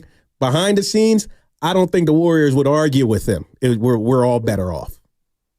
And I think that their actions showed as much. Yeah, I mean, like, that's what I tell people who get on me for talking about Klay and saying this and that. Look, just trust your eyes. Yeah. Don't be delusional. You saw what was happening. It was uncomfortable. Klay was not happy. Use your eyes. That's not an opinion. Just use your eyes. Don't be jaded by the nostalgia. I know it's easy for fans to do that, especially with someone as accomplished as Klay Thompson, but it was right in front of your face, bro. This is not an opinion. Just use your eyes. And I think it's sort of why I've arrived at a place where I believe that the Warriors and the Warriors brass and the powers that be, he was the first shoe to drop. The fact that they let CP3 walk and they just took $73 million off the book, to me, that was the first indicator that the Warriors are headed in another direction. That this is not a move to set themselves up to go get a free agent. I'm curious to get your thoughts on, because I know I'm sort of in the minority here. Everybody seems to think that you owe Steph Curry another title, that you got to go out and get that guy and win another championship for Steph Curry in his final 2 years. I completely disagree. First of all, that player doesn't exist, and they're not a player away. And I also think, again, that if you're a competitive team, that's enough for Steph Curry. May not be enough for Draymond Green, but I think it's enough for Steph Curry because he is part of the fabric that is the Bay Area, and I don't think he's getting up and going anywhere. All right, here's my retort to that, and I disagree with you for a different, I agree and disagree. It's not that they owe Steph Curry another run. It's like, we have to do this. We're beholden to him. I wouldn't phrase it that way. I think it would be stupid for the Golden State Warriors not to go for it every single year that they have someone as talented as Steph Curry on the roster. I still think he is a top 15 player in the NBA, probably way higher than 15, but I think this past year he was third team All-NBA, so that's top 15. Mm-hmm. It's top 15 in the league. As long as you have an All-NBA caliber guy like Steph Curry on the roster, you have to go for it. And you probably only have about 3 more years, realistically speaking, about 3 more years of Steph Curry at a level where he can be your best player and win a championship. And I do think they could be one player away. I generally do. If they had acquired Paul George, which was real, Paul George said it was real. Draymond Green said it was real. People I talked to, it was real. The Clippers kind of said, no, we're not going to do that. After everything, dust settled, Clippers just did not want him to play for the Golden State Warriors. Lawrence Frank shut that down. But if they had acquired Paul George, yes, I think they would have been a title contender. They would have been right there in the mix. If they acquire Lauri Markkanen, depending on what they have to give up, if they only have to give up either Kuminga or Podziemski, and they can keep one of those guys on the roster. Like, if they could do a deal like, and this is just me speculating, if they could make a move like Pods, Moody, and then like draft capital, so they have a team next year where they have Steph, Lowry, Draymond, Kuminga, and all the other guys, I do think that's get you in the mix. All you got to do is get in the mix. As we saw this past year, like the number 5 seed made the finals. Yep. You know what I mean? So I do think there's certain guys out there who can get the Warriors right back there on the cusp. Go ahead, Ken. We was just about to make some trades last week, and I told them straight up, like, yo, that trade helped me. Like, it'll help me right now in my career these last couple of years and stuff. But I've always spoke to y'all from a place of what's best for this organization. I won't stop now. Yeah. That's a bad trade. Like, don't do that trade. Like, I disagree with it, although it's going to help me right now. We don't know what trade it is that he's referring to. And again, this is when you talk about Draymond with a live mic, just talking for the sake of talking, I highly doubt that he has the end all when it comes to these deals. They probably consult with him. But they're not saying, Draymond, what do we do? And he says, don't make that trade. And they're like, okay. And they cower. They'll make a trade if they think it makes sense to him. Well, certainly letting him feel as though he has, part of the decision making, when in reality, it's Dunleavy who knows his job's on the line. Talk about Farhan and Steve Kerr. And at the end of the day, they overrule any player. I want to say this, or should I wait to the end of the break? Because, I love you, Dumas. But it's time for you to come to school because Danny's going to teach you a little lesson here. Whether you're Grandy or Evan or Steiny or Guru, when it comes to this, we're one player away. You're not. And I'll tell you why. You are. I think we have a couple minutes, though, before the break. Yeah, we got 2 minutes. What do you got, Ken? All right. Look, here's oh, you want to? Yeah. You want to continue? You want to continue to dig a deeper hole and set yourself up? No, I mean, I'm not setting myself up. It just depends on the player. Like, obviously, it all depends on the player. If the Warriors get another star player, they will be right back in the mix. Like, as I mentioned, if they had acquired Paul George, they'd be right there still. Okay, here's why I completely disagree. If it was 2016, would you agree that was the apex? Everybody was in their prime. That's the Warriors at their very best, 2016. They just lost to the Cavaliers, but you had Steph, you had Draymond, you had Clay, you had Iguodala, all in their late 20s, in that sweet spot, right? All very much in their prime. Maybe. I would argue Steph was in his prime 3 years ago when they won it all. 2 years ago. I would say when he was the finals MVP. I would say he lost the half step. If you ever looked at YouTube back in the day and the things that he was doing, I don't know. Okay. I think he was arguably the best player in the NBA. 2 years ago when they won it all. Yes, I do. I wouldn't say he was the best player in the NBA. He was the NBA Finals MVP, certainly best player in the NBA. I'm not willing to go there, but to my point is that when you had everybody in their late 20s and you were a team that clearly was at your prime, you were one player away. And that one player was Kevin Durant. They weren't one player away then. They lost the finals in 7 games. They could have came back the next year and won it all. It was proven that you were one player away because you almost three-peated with that guy. So they felt as though after getting beaten by Cleveland that we need to make a trade. Let's go get that one player. And so back then, just for the sake of discussion that we need to go get a player, back then when you were in your prime, you were one player away, and that player was Kevin Durant, and you almost three-peated. You mean to tell me you want to fast forward this thing 8 years where Steph is now going to be 37? These guys are in their mid-30s. They already shipped off Klay Thompson because realistically, at the end of the day, he's too old. He had lost a step. He's clearly no longer a two-way player. And that one player is now Lauri Markkanen, or that one player is Paul George. You are not one player away. You were one player away almost 8 years ago. But now that everybody's in their mid-30s, it's time to realize it's D-Day. Dynasties don't end well. And so the way we got to get our arms around this is let's get under the luxury tax.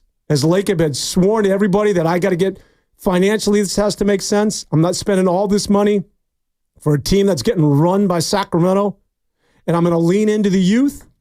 I'll identify some core players, and then we can be relevant in maybe a year, 2 years, maybe 3 years. We'll be back after it. You go after Lauri Markkanen, which means that you have to sign him to a max. Paul George, you're signing to a max. You're trading all your assets, and you have no draft picks. What the hell are you? I'll tell you who you are. You're the Golden State Warriors before Steph Curry and Steve Kerr came to town, which means you're on the outside looking in the lottery for a decade plus. Oh, we're going to keep talking about this on the other end. No, because I just dropped the mic and going home, baby. There's nothing to talk about. I caught it. With the left. That's Dan Devone. I'm Jason Dumas, 95.7 The Game Saturdays. We'll be right back. This is the story of the one. As a maintenance engineer, he hears things differently.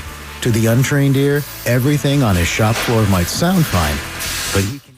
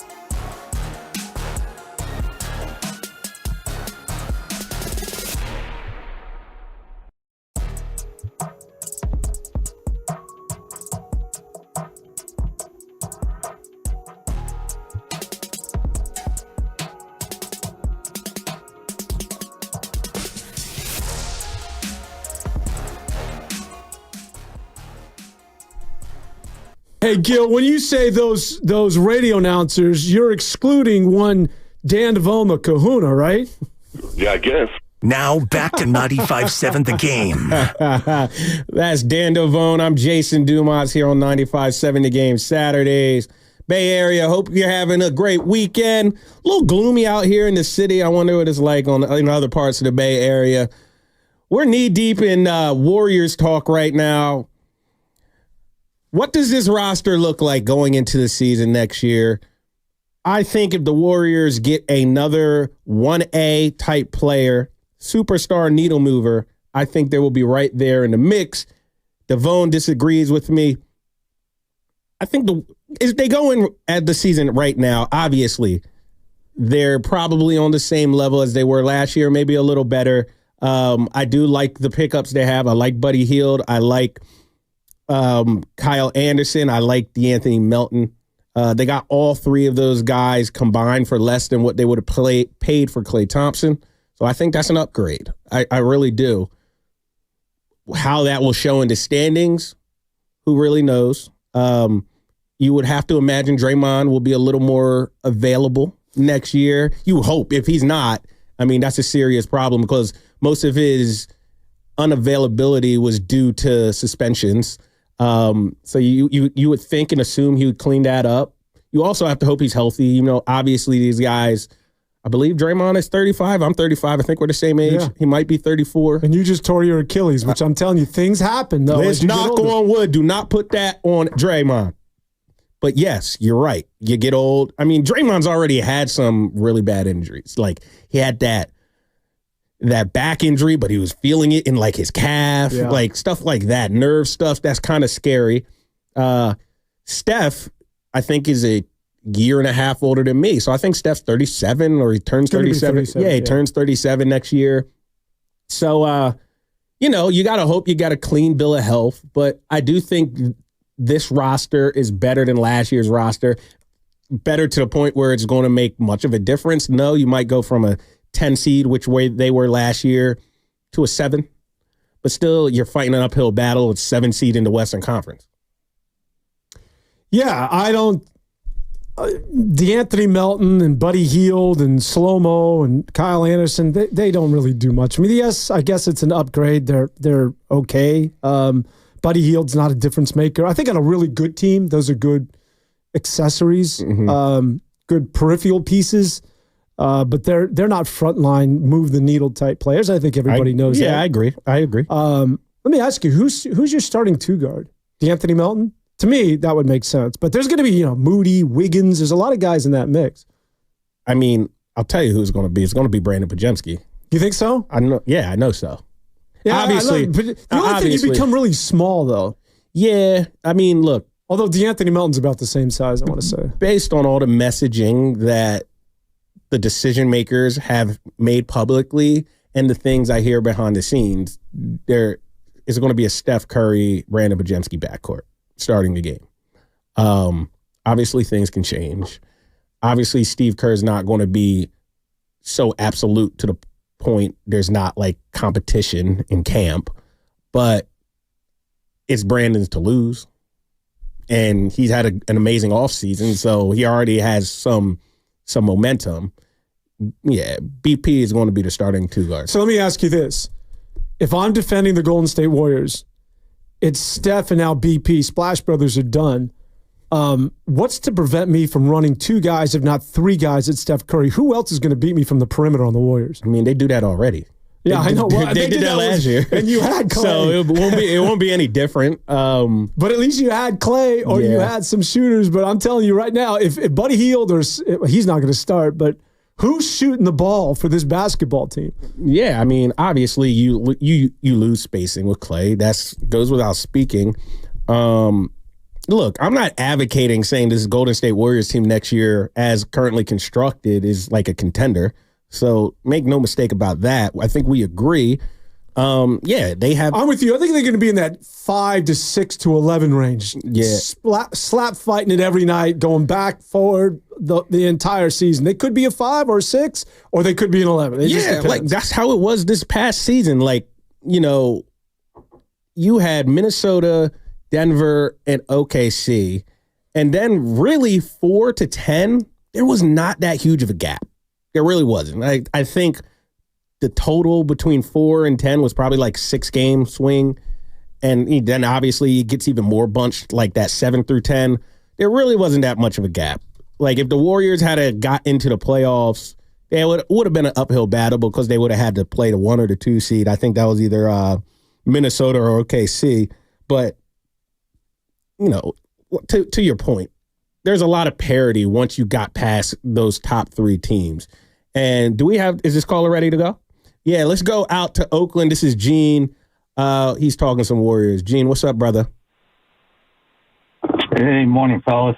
Morning, man. So I agree with both you guys in a sense. Yeah. I agree that I think we've gotten at least marginally better, certainly better defensively, gotten a little younger. And hopefully, if Hield stays healthy, we got some shooting there too. But same time, the older guys like Draymond and Stephen, they're going to be a year older. But I agree with you too, Dan. I think even if, miraculously we could come up with a superstar, that probably wouldn't be enough to win a championship at this point. I think the only way we get better in the future is from within, with the kids getting better and making some smart draft choices in the coming years. And that's why I was definitely against the Markkanen trade. We would have given up too much of our future to do that. And I don't know how much we would have gotten in return. He's a very good offensive player, not much of a defensive player. So, Gene, while we have you, to your point, you think the best pathway to getting better is from within. Do you think Jonathan Kuminga could be that guy? What do you see in him? Do you think he could be a potential guy that puts the Warriors over the hump with a big leap? I think he, Pajemski, and TJD all could potentially be stars, frankly. Kuminga's still very young. He's still getting better. I think if he can learn to rebound better, work on that 3, have a good 3-pointer, and improve his defense a little, I think he could be a star, maybe even maybe an all-star. I love Pajemski and I love TJD and what they do. So I see upside for all 3 of those guys. All right, Gene, appreciate you, man. Look, I love Jonathan Kuminga's potential. And Dan, I don't know about you. You haven't talked about Lauri Markkanen specifically. I want to hear your thoughts on him as a player. But I think Jonathan Kuminga, I think Lauri Markkanen would unlock Jonathan Kuminga's potential because Lauri Markkanen, he stretches the floor. He would allow Kuminga to be the slasher that he is, especially with Steph still on the court. Sometimes you need that roster construction to really bring out the best of a player. And I really like Jonathan Kuminga next to Lauri Markkanen. Yeah, I'm a little bit tired of the phrase of unlocking Jonathan Kuminga. CP3 was supposed to have done that last year. Like, unlock yourself, my man. Just get to the rim, do your thing. That's fair. But Lauri Markkanen is a good player. Stretch 5 at 7 feet. He can do things. You know what's interesting? Getting back to Draymond. So one of the things, and it's hard to keep track because he said so many, but one of the things he said was he intimated, and he didn't say who, but when he was talking about how he had the ear of the Golden State Warrior decision makers. Do you think he was talking about Lauri? No, but I don't know who it was in the trade, but he also intimated that he didn't want a certain young player going. Like, that's a non-starter. Yeah. Do not trade him. A lot of people thought it was Kuminga or Pajemski. I'm curious who you think it is. I think it's Kuminga. Yeah, I think it's Pajemski. Just knowing Draymond and the relationships he has. Right. I mean, trust me. I mean, I don't think he has a bad relationship with any of the young guys, but, and this is a guess too. I have no idea. This is not me reporting this. I would guess it was Kuminga he was talking about. Yeah, see, I think that Draymond has seen a lot of slashers and guys who can potentially score. But Draymond's all about IQ. Yeah. Like, that's who he is, especially defensively. I think he sees Pajemski and he sees a little of himself. Like a guy who was... connector type. But a guy that doesn't come in with the biggest skill set, taking charges, understands rotations, a glue guy, high IQ like that of Draymond, who I think has the highest IQ currently in the NBA. Like, I think he sees himself in in Podziemski. Like, I think to him, like, do not move Podziemski. That guy is a non-starter when it comes to trades. Like, he has exactly what I have. Like, he understands the game. And those are the guys you win with. It's not the Jordan Pooles or the guys who can give you 25, 30 a game. There's a lot of dudes in the NBA, right? It's littered with dudes who can fill it up. Right. But winners, like Podziemski could be that guy who can bring you, especially with his leadership, because he didn't give a damn for a young kid. And sometimes he got beyond his skis. But I think Draymond recognizes the value in Podziemski as opposed to Kuminga. I can see that. Let's go back out to the lines. We got Jimmy in Dublin. He's talking to Warriors and what they need to do. Jimmy, what's going on, man? Jimmy, do we have you? Looks like we don't have Jimmy. Come on, Jimmy. What the hell's going on? Jimmy, give us a call back. You might be in a bad service. But yeah, look, I love Podziemski. I really do. I think he is going to have a long, accomplished career. I love Kuminga too. Like that's kind of been the debate. It's been the debate. You know, if you had to get rid of one young player, I'll ask you. I'll put you right on the spot. If you had to give up one to get a needle moving player, and one of them gotta go, which one are you sending? Well, I think I told you my thought on all this to begin with, which is the reason why I don't want a needle mover, which is why I don't want a free agent, because both of those guys are staying with me because it's about the future. It's not moving off of these assets. You crazy. For a Markkanen or a Paul George, guys that I'm going to have to extend max deals and then once again get over the luxury tax and then get off of my assets like that. Who cares about that luxury tax? It ain't your money. No, that's true. I don't give a rip about Lacob's money. I could care less about that damn luxury tax. I know Joe Lacob does. Don't get me wrong. But I also don't look. If it's a championship team, and get rid of all of those draft picks. Okay. You got Steph Curry on the roster. And I'm not saying it because they owe Steph Curry. I kind of agree with you. Like, they don't owe him. I mean, obviously, they've been successful, and he is the main reason. But I just think if you want to win as an organization, it would behoove you to maximize the time you have Steph Curry on the roster. What was this roster? What was this organization before Steph Curry came around? It was a joke. Doo-doo. It was a joke. We like these Golden State Warriors fans, like they revere the We Believe years that an 8 seed. Like, no disrespect to those guys, Steven Jackson, Baron Davis, Jason Richardson. But you guys, like this fan base was treating them like they won anything of significance. They got one upset series and that's it. And that was the highlight of the entire organization. That's laughable. Then Steph Curry came around and now they're like a top 5 profitable organization in all of sports, not in the NBA, in all of sports. And you still have the guy who is the main reason for that. You need to maximize it while he is still here. You don't get under the luxury tax and keep this guy and this guy so you can maybe be competitive. No, you have Steph Curry on the roster. You try to win. But I think you can still be competitive and appease Steph Curry. Like, I know Steph Curry is telling you that I got to win championships. Steph ain't going anywhere, man. His kids go to school here. That's when you get too comfortable and then all of a sudden your girl's over there laid up with someone else. Seriously. Steph Curry isn't going. I wouldn't bank on that, but I'm telling you, I don't think Steph Curry is going anywhere. Steph Curry is not going to Philadelphia, L.A., Boston, wherever. Hey, I'm from Philly. That wouldn't be the worst thing in the world. And let me just say that he bought a building down in the dog patch.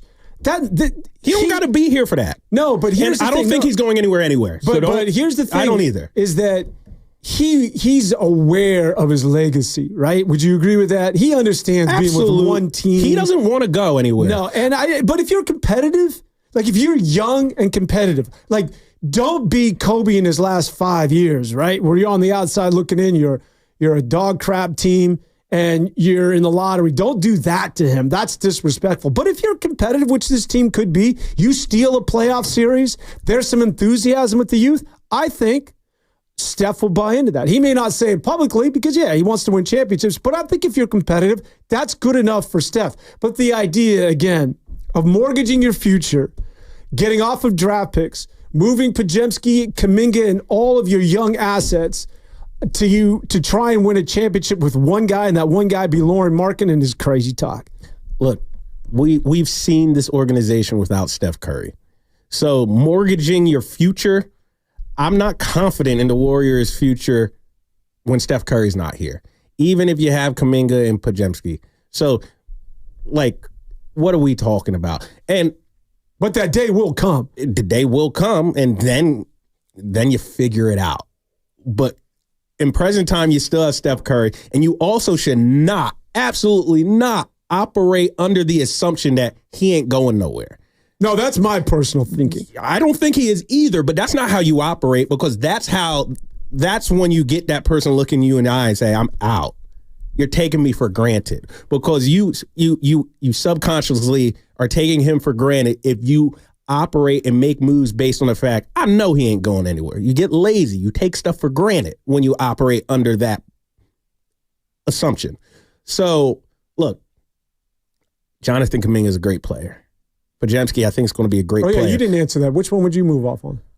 If I had to pick one of them to get a player back who I think would put the Warriors into contention, it would probably be Podziemski. Yeah, I think I'm with you.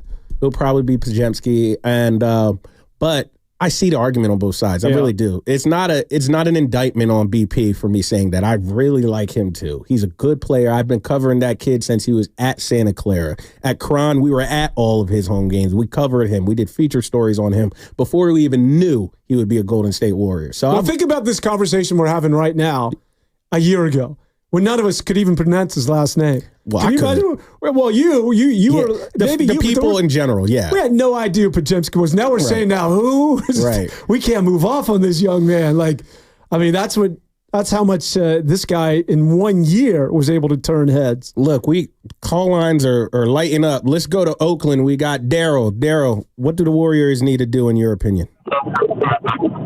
Well, first of all, I would definitely not make a trade with Danny Ainge. He's been known to just absolutely kill anybody that he makes a trade with. So that's just table immediately. Anything with Lauri Markkanen has a big asterisk, because if we're going to give away multiple assets, that's just a non-starter, right?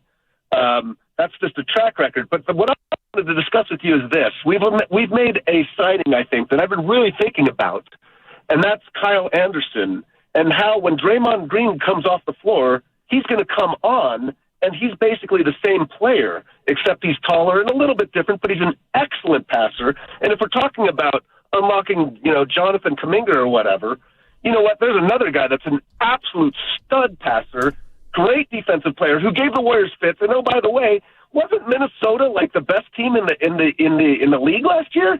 And I saw the Warriors play them, and Kyle Anderson really pissed me off last year. We have that guy now, and he's going to be the replacement for Draymond when Draymond comes off. And so I think we're in a good spot. That's all I got. And I've really thought about that. And I think we're in a really good spot because Appreciate the call, Daryl. I think you're overhyping Kyle Anderson a little bit. I think he's a good player. Been watching him for a long time, too. He's a Jersey guy. I've been watching him since he was a prep player. He's good. He is not remotely in the same conversation of Draymond Green, though. Just he has never been that guy. He actually had a bad year last season, but I think that was an anomaly. It'll be hard to play Draymond and Kyle on the floor. No, he's a good player, and he can extend at 6'9", wing defenders, right? They're coveted. Like, he's going to help this team, and that's what he does. Defensively, that's where he lives. He's gonna improve the Warriors. I just got to tell you, maybe I should bite my tongue and not say this, in terms of watching NBA and watching NBA players, that dude makes me want to hurl. I cannot stand watching that dude. The aesthetics aren't... Dude, shoot the damn ball and don't take 30 seconds to do it. That whole unwinding shot and just the lack of fluidity. But don't get me wrong. I understand. I'm just giving you a personal rant. He is a good basketball player. He's a Steve Kerr basketball player. I talked about IQ. He fits in perfectly. He's a two-way guy that you need. 6'9", with length, that can get out and defend on the wing. I'm just telling you that when that dude has the ball offensively, that shot of his, like, he was cringeworthy when he was with the T-Wolves. It'll be interesting. You know what will be interesting, obviously, and we don't have to spend much time on it because it's an assistant coach. He doesn't need to take much airtime, but it's going to be cool to see Jerry Stackhouse on the Warriors bench this year. He comes from Vanderbilt. He was a head coach there. Yeah. But I'm interested to see how he will be in like kind of a player development assistant coach role and see his interactions with the players. He was on the Sixers early in his career. I grew up rooting for the Sixers, and I remember him and AI playing together, and they eventually traded him because they didn't really like the fit between he and AI.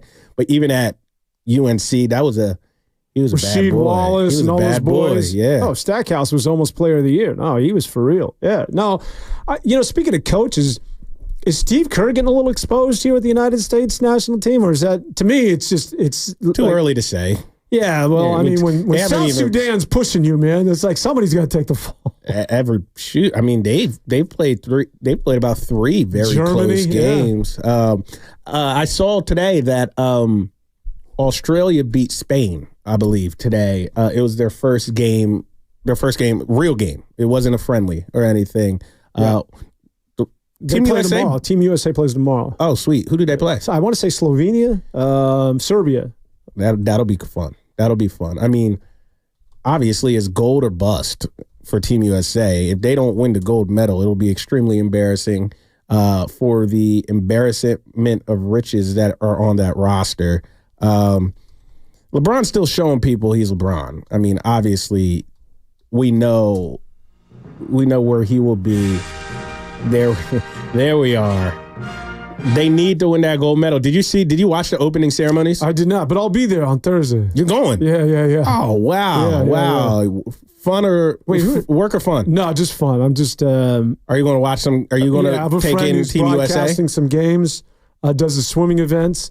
And you're going to catch a hoops game? Is going to hook me up. I don't know what I'm going to yet. So I have a friend who's in Paris, and so we got a place to stay, and then we're gonna check out some events. I'm trying to find out who they playing tomorrow. Do you know, Jersey Ken? So look, it don't matter really. It really doesn't matter. They just got to win.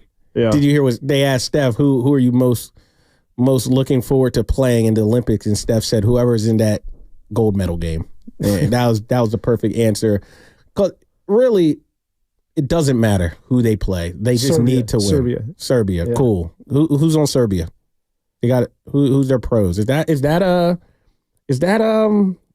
Nikola? I believe so, right? Those are all Serbians. I think Nikola is from Serbia. Bogdan Bogdanovic, I believe. I think what's his name? Luka plays for Slovenia or Slovakia? Oh, they're Slovenian. That's right. I would say maybe we can talk about this on the other side. I had this conversation speaking to Evan Giddings, and he just said, the USA is going to roll through this thing. They may, but this is, again, another sign how basketball has become so much more universal. Like, this is when I was growing up in the 84 Olympics in L.A. or 92 Dream Team. That's gold medal or bust. That's the United States own the sport. Now you can just see that other countries are playing this, and it's institutionalized, and that their time's coming. Maybe they get the gold medal, but this is the margin is being drastically reduced when you talk about basketball on the national stage, or the world stage, I should say. So Jokic plays for them too. I was right. So they'll play the Joker tomorrow. They beat the brakes off them recently. Yeah. So in the exhibition. Yeah, and Durant may play tomorrow. I mean, hopefully. A little weird. Why couldn't Kawhi be on the team injured if Durant? I'll tell you. Oh, Kawhi, I thought you were going to get into there's a little beef between the Warriors and the Clippers. Someone needs to explain to me the disrespect to Jaylen Brown. Like, we can get into that. Oh, we got to talk about that. We'll get to that on the other side of the break. That's Dan Devone. I'm Jason Dumas. You're listening to 95.7 The Game Saturdays. We'll be back in a second. So, how's your research going? Surprising. After I figured out the top-rated TVs in our price range, I went shopping for deals.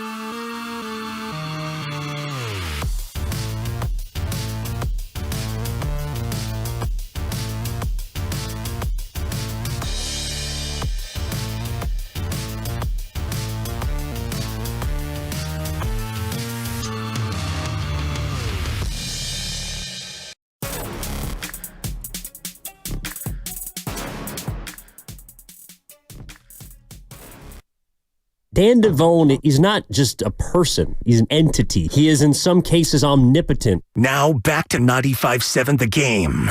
Welcome back to 95.7 The Game Saturdays. I'm Jason Dumas. That's Dan Devone.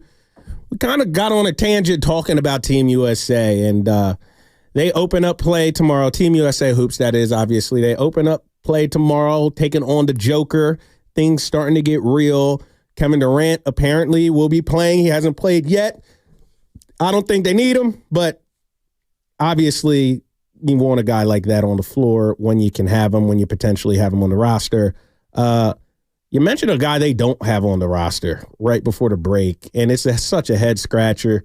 I would really like to know the real reason why. I mean, we can speculate all day, and I'm assuming we're about to do some speculation, but Jaylen Brown, the finals MVP, arguably, keyword arguably, because I know there's someone else on the roster who has a very good case too, but arguably the Celtics' best player is not on Team USA. Meanwhile, Derek White is. 3 other players on his team, on his NBA team, are playing for Team USA, and the finals MVP, and the guy who, in my opinion, is the best, most complete player on that team, didn't make the cut. That's crazy. Well, think about the finals, man. The minute the thing was done, he's the MVP. Where did all the cameras go?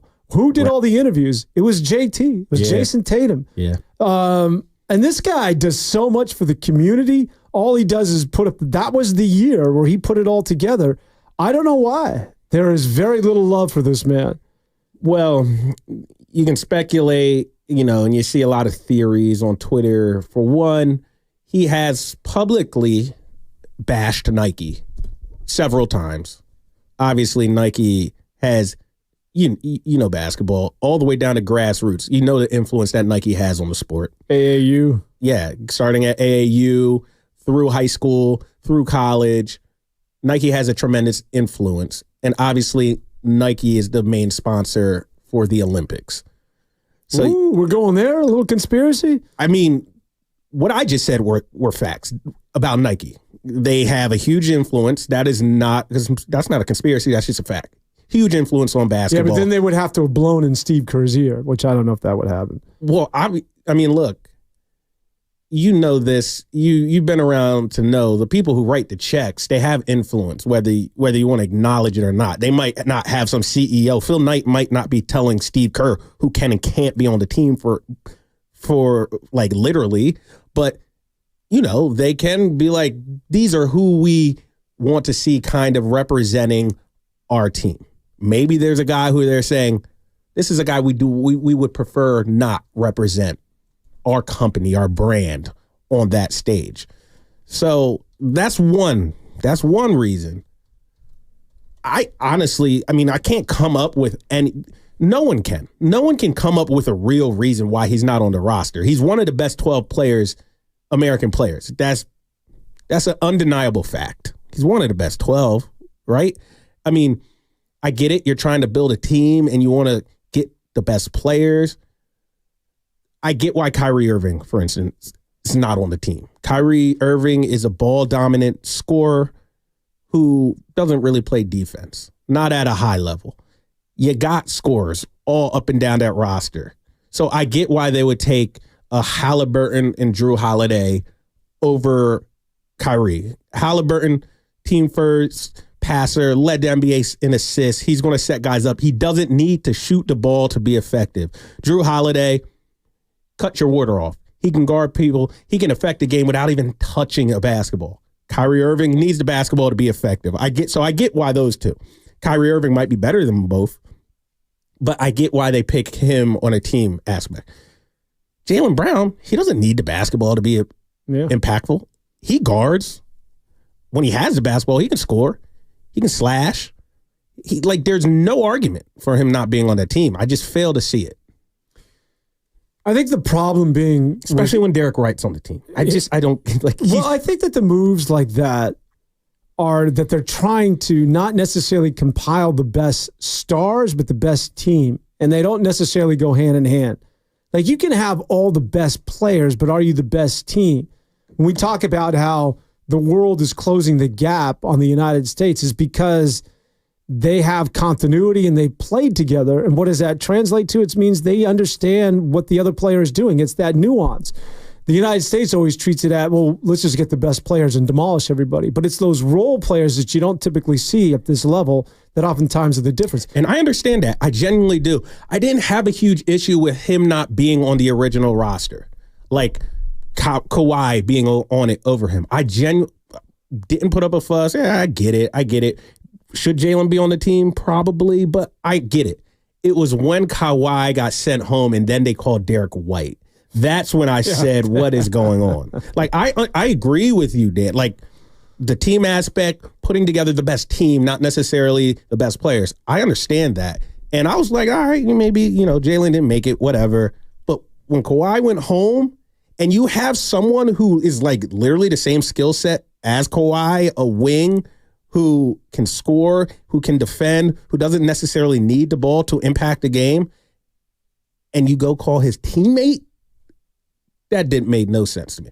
It's not an indictment on Derek White either. Love his game. He's about to get paid. Great player. He doesn't do a thing better than Jaylen Brown. Maybe shoot the ball a little better, but Jaylen Brown, his jumper ain't broke.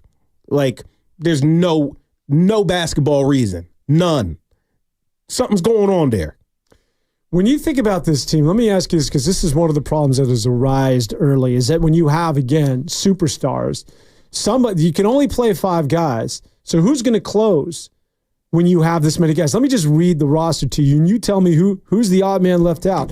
Bam Adebayo. As a closing 5? As a closing 5. Okay. Bam Adebayo, Devin Booker, Steph Curry, Anthony Davis, Kevin Durant, Anthony Edwards, Joel Embiid, LeBron James, Kawhi Leonard, who's not there, Jason Tatum, and Therese Halliburton.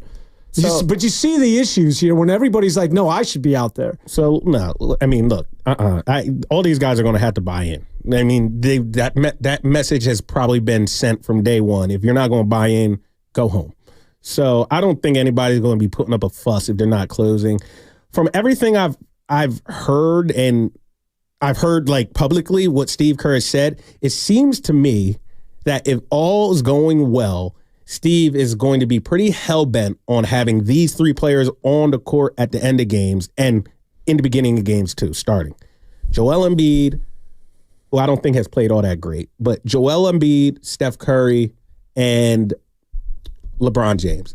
Now, obviously, if one of those 3 guys are like stinking it up, things might change. But if everything goes as expected or as Steve Kerr wants, those 3 will be on the court to start the game and to end the game. So essentially, it's 2 spots up for grabs. You would think Kevin Durant will have one of those spots if he's healthy and playing. And then maybe Ant Edwards. Like, I'm thinking Ant, Steph, KD, LeBron, Embiid. I think that's the 5 that will be playing the beginning and ending minutes.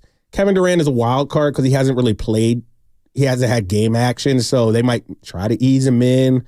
But once they start getting to the medal rounds, I think it's those 5. But then I think Tatum is right there. Drew has played a lot more than I thought he would, but it makes sense because Drew is one of those guys. He's so impactful. He's a winner. He's just so impactful. One in Milwaukee, one in Boston. Devin Booker has played well. Bam. Then you got AD. I forgot about AD. They just have an embarrassment of riches. Well, that's what I mean. Yeah, they just have an embarrassment of riches. But I think everyone's bought in. I don't think... Well, Ant Edwards was chirping a little bit. Yeah, I'm the best. Yeah. I mean, look, that's just who he is. Ant Edwards, same guy who said he could play 3 different sports professionally. Like, he's always going to say that. But I think he will. I mean, I think he will be on the court when it matters. He's just that guy. It'll be interesting. We actually have someone on the line. That's Brian in Hayward. He wants to talk about how business and sports intertwine. I'm assuming that applies to Jaylen Brown. What's up? Hey, guys. Hey, Thanks Brian. for taking my call. Can you hear me? Yeah, we got you. So, thanks. So, I was listening to the conversation when it started about Nike and Jaylen Brown, et cetera, and what we've seen with Kyrie over the last few years. I just want to equate this to kind of making a stand. Realistically, we'd all love to believe one man can make an impact. And realistically, we have to more than believe that a group of us or a majority of us can make a difference. But the reality of the matter is, and I hate to say it, that you don't defeat these companies. Whatever they want, they get. 100%. Money talks. They write the checks. Only change can happen gradually over time so that we can get better over time. But no one athlete, no one man, no one individual is going to take a stand and change everything that's been going on for years and years.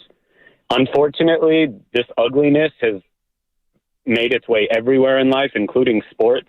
I treasure sports as being a separate part of life that is emotional but enjoyable. Mm-hmm. And whenever we have to witness or experience the corporations involving themselves in sports and the enjoyment of competitive athletics, it's disheartening, but it's a reality. And I knew from the beginning, once Jaylen Brown was drafted and he started playing, I knew a little bit about his history, being from Cal, ultra intelligent and very opinionated with what he believes in and what he stands for.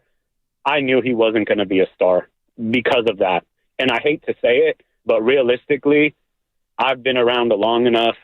I've seen athletes who keep their mouths shut and play, and they have successful careers. And then I've seen athletes who voice their opinions, and it's their right.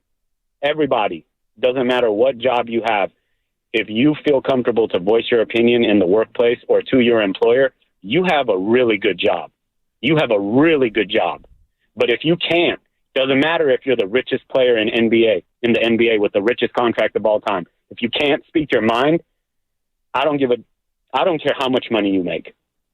If you can't speak your mind to your employer and be free with your opinion, you don't have a good job. Thanks, guys. Yeah. Thanks for taking. Brian, I mean, he brought up so many good points. And, I mean, the main thing I took from that is the corporations, the companies, the people that write the checks, at the end of the day, they're going to get what they want. I mean, we just saw it in the political landscape. And we're not going to get into politics, but people wanted Joe Biden to step down for a multitude of reasons. He finally stepped down because those donors said, we're not writing another check ever. And they said, all right, go, time to go. People have been asking for that for months and months and months. Soon as those checks stop coming, that man's putting out a statement. Same thing with this Jaylen Brown stuff. I believe it's because the people who write that number one donor, that number one advertiser, Nike, he was loud and proud questioning Nike. And like our guy said, Jaylen is very opinionated. People say protect the check. I say it myself. Let me shut up. Protect my paycheck. Jaylen Brown, he has job security. I mean, he's still really, really good at basketball. So, like, he has way more job security than I do. He can say things, and Celtics ain't gonna release him because they need him to win championships. Second highest paid player in the NBA. You know, Kron can replace me tomorrow. Kron, you know, might not be someone as talented as me in my opinion, but Kron will be okay. Jaylen Brown has 10 times more job security than I do. So he can probably fall on the sword and be like, whatever, it might sacrifice me playing for my country, but I mean, I'm still the second richest player in the NBA. So, you know, I mean, there's no basketball reason that he's not on that team. I think there's some basketball reasons that Kyrie Irving's not on that team. I don't think it's a conspiracy theory type thing with Kyrie. With Jaylen Brown, in my opinion, it clearly ain't basketball. It's interesting. I really haven't given it much thought when you talk about Nike. But I guess when it comes to conspiracies, because people will always throw this out there, that the NFL, there's a conspiracy, that they want certain teams to win a Super Bowl, or the NBA, there's a conspiracy with the referees, and the NBA wants, you know, big coastal cities and big market teams to be in the finals or in relevant playoff games so they can get more money. That always sounds good to some people when you say it in sort of a larger vein, but when you start pulling back the layers and saying, okay, well, explain this to me, what specifically is happening here? Is somebody from Nike literally putting pressure on Steve Kerr? Because that's essentially what has to happen. I don't know if it's Steve. I mean, or whoever it is, Steve Kerr, Grant Hill, whoever the guy is, Or is it so evident for whoever it is that's making these decisions that they know that they have to acquiesce, that they have to not necessarily piss off Nike? Maybe Nike doesn't have anything to do with it. Maybe they have something to do with it indirectly.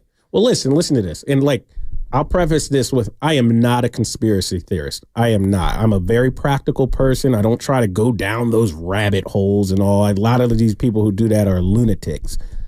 But as I said, I could see why Jaylen Brown was not on the roster, the original roster. I could see why. I don't know if I would agree with it, but there was a very good argument why a guy like Kawhi is on it and Jaylen Brown isn't. I can see why. But once Kawhi dropped out and they had to add a player, I'm asking you this directly, Dan. Yeah. Is there any basketball reason to fill that spot with Derek White over Jaylen Brown? No. Yeah, it's once you say no, I don't think it's a conspiracy theory anymore. I just think there's just a reason, and it's a non-basketball reason, because I don't think there's any arguable basketball reason why Derek White would be called before Jaylen Brown. It just makes no basketball sense. Of course, Derek White is good. Of course, they're probably going to win regardless of whether it was Jaylen Brown or Derek White. But if you're talking about basketball merit and putting together a team, makes no sense. No, I agree with you. I guess I find it hard. And I know Steve Kerr's a big fan of Jaylen Brown. And, I mean, Jaylen Brown's the guy's a poet, for crying out loud. Yeah. And the guy went to Cal and didn't just go to Cal and not go to class. He probably could have, from everything that's been reported, it seems like he could have gotten into Cal without basketball. Yeah. And he didn't even need basketball to get to qualify academically. And he also really gives back to that community. Not just... And he's from, isn't he from Atlanta too? I remember he was... I want to say D.C. area. No, I think he's from Atlanta. I know he played I know he came... Listen, we can keep going, but I remember, because it was during one of the Black Lives Matter marches, he was down there in Atlanta marching, and I could have sworn that was his hometown. Yeah, he's from Marietta, Georgia. So... Oh, that's right. So, yeah, he's from Atlanta. Smart kid. I mean... No, smart kid, and a kid that also gives back. Right. Like, it's not one of those token, I'll write you a check, or just let me do a little PR move here with my agent and do something good for the community. No, he really, behind the scenes, he has got these relationships in the urban areas of Boston where you can tell that he gives a damn. So he checks off doing all the right things. The disrespect, which is sort of pervasive, not only is it relegated to the Olympics, but even again, the NBA Finals, and watching Jason Tatum take home all the glory, essentially, and be the first guy to be, and this isn't on Jason Tatum, I like Tatum as well, but to be front and center and basically taking all the glory in the victory lap for a championship that, again, Tatum did not play very well in the finals again, and was saved, his bacon was saved by that of Jaylen Brown. But again, the aftermath of that, it was like all the commercials, all the marketing was focused on one guy, Jason Tatum, who's associated with finally winning that title. Jaylen Brown's been there the exact same time, side by side with that of Jason Tatum. Yet it seems to be the Jason Tatum basking in the glow following the finals and not Jaylen Brown. All this being removed from that of the Olympics. Yeah, and you mentioned it earlier. And we'll get back to the Warriors in a second. I know we're kind of going on a tangent about non-Bay Area type stuff, but soon as they announced Jaylen Brown as the Finals MVP, who did they pan over to? Who was it? Jason Tatum to show his reaction. I actually live tweeted. I said, get the camera off Tatum, man. Don't try to start this. Don't try to start this. Oh man, Tatum is mad he didn't get it. The directors, they're so predictable, but it's just interesting that Jaylen Brown is not on the roster. Now, that's somebody. Warriors able to get a guy like Jaylen Brown, they're right back in the mix. Yeah, well, that's not going to happen. No, not at all. I think if there's one team, I hope this rips the Celtics apart. I hope Jaylen Brown's no, they're going to be good. If there's one team that might be a dynasty in this day and age, which I'm sort of with Steph, that I think dynasties are sort of a thing of yesteryear, it could be the Celtics. No, I hope Jaylen Brown get pissed that he wasn't on that Olympic team and starts getting jealous of his 3 teammates that come back with a gold medal. But he's not wired like that. That's the problem, man. But they're good. A lot depends on Porzingis, but that's a team that I'm with you when it comes to Dallas, that I think that was just sort of a one-time play and sort of the outlier, and the stars were aligned for that team. I wouldn't bet on them getting back to the finals. I sure as hell would bet on Boston getting back there. Yeah, so the Knicks got a little better with Mikal Bridges. The Sixers got a little better with Paul Knicks George. Are gonna be dangerous. Yeah, Bucks are just better because they're going to be healthy. Bucks they're garbage too. No way, they're not garbage. I mean, look, they lost to the Pacers because they didn't have Dame or Giannis in multiple Dame games. Ain't that guy anymore, and Middleton's older, and they got Giannis, and that's about it. Trust me. And plus, their head coach Doc Rivers, I'm out on him too. They might not make the finals, but they're going to be right in the mix. Well, that's because the East is weak. I mean, look, Boston. Pacers were in the finals this year, the Eastern Conference Finals. Only because the Bucks were hurt. The Bucks would have mollywopped Indiana if they had their team, But that's neither here or there. Let's go back to the phones. We got Mark in Millbrae. You know what? Mark's not quite ready yet. I'm jumping the gun over here, putting my producer down to the wire. We'll get to Mark in a second. Can we just stay in the Eastern Conference for a while and talk about your Sixers? Your Sixers. Yeah. What about them? What do you think? Because the reason why I can't get behind that team is the healthier man, Joel Embiid. Yeah, I mean, look, on paper, damn good basketball team, and I am excited to see it play out. My heart tells me, look, Paul George has never been the guy to get you over the hump. I like him in that role, though. He's a great player. But not as a number one, not even as a number two. He might be a number three with Maxey and Embiid. That's perfect with them. So we'll see. That's a good role. See. I don't think he's a number one in the NBA anymore, quite frankly. Right. All right. We're going to get to Mark after the break. We still have a little. So, Mark, hang tight. We are not forgetting about you. But, yeah, I like the Sixers roster. You just can't bet on Joel Embiid's health. So you get a Joel Embiid who may be like a shell of himself in the playoffs, which has kind of been the case for years now. That puts more pressure on Paul George. I don't love the way Paul George acts under pressure. So I just, if Boston goes into next year with the same roster and their health, I was just a betting man. I would pick the Celtics to still no doubt beat anybody. The Knicks are the only team that could challenge them. I like that Knicks roster too. But this sports. That's why you love to see it. If over on the West, OKC got a lot better. They're a year older, which is good for them. They're older. If they swap older out, and you're the Warriors. That's a bad thing because you're closer to your death. They swap out Josh Giddey for Alex Caruso. That's a nice upgrade. Huge upgrade. It's just an upgrade for the team. And I'm a fan of Giddey. I like his game. I think that everybody said the Bulls got fleeced. I don't think they got fleeced. I think the Bulls are in a position where they know they're not contending. I think they got a nice young player in Giddey who they can develop and make better. I think Giddey is a good player. It's just he didn't stretch the floor enough for that OKC team. His style just was not conducive in winning playoff games. I'm being told we need to go to break. Mark and Millbrae, we're going to get to you on the other side. That's Dan Devone. I'm Jason Dumas, 95.7 The Game Saturdays. Are you curious about who offers the best deals on top-rated Samsung, LG, and Sony TVs? The answer is surprising. It's not.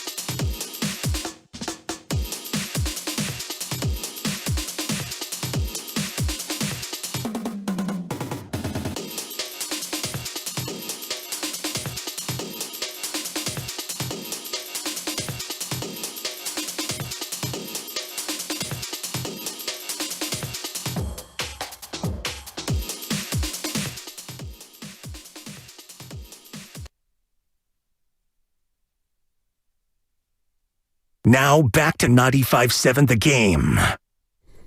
Back on 95.7 Saturdays, I'm Jason Dumas. That's Dan Devone.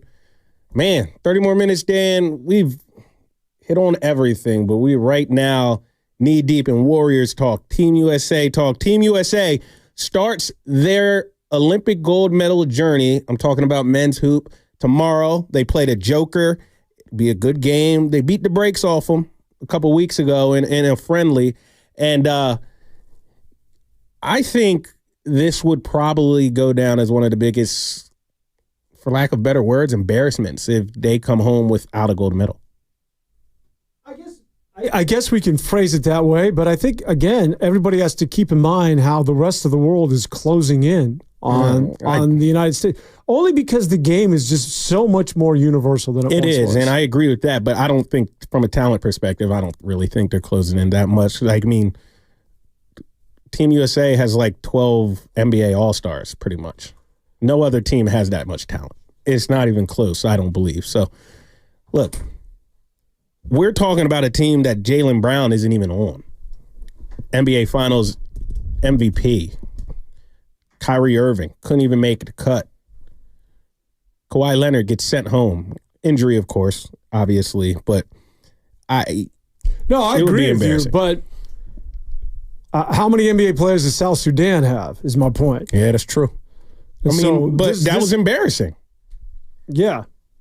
No, they should definitely. And I don't want that to like sound like an insult to the guys on South Sudan. Great story, great team. They're really developing, but come on, man, what are we talking about? Come on, like we don't have to lie to like not to coddle people's feelings. That shouldn't have been a close game. I don't mean to sound unpatriotic, but was I the only guy that was pulling for South Sudan? I mean, no, I was pulling for Team USA, but I wouldn't think that makes you unpatriotic. It's not that deep. You just it was an exhibition game. You're rooting for the underdog. Let's go out to Mark in Millbrae. He's been on the line waiting. Mark wants to talk Warriors, Jaylen Brown talk. What did I start? What's up, guys? Hey, Mark. Hey, guys. Hey, so starting with Jaylen Brown. Guys, to me, it's not really a conspiracy theory. I think Windhorst explained it perfectly well.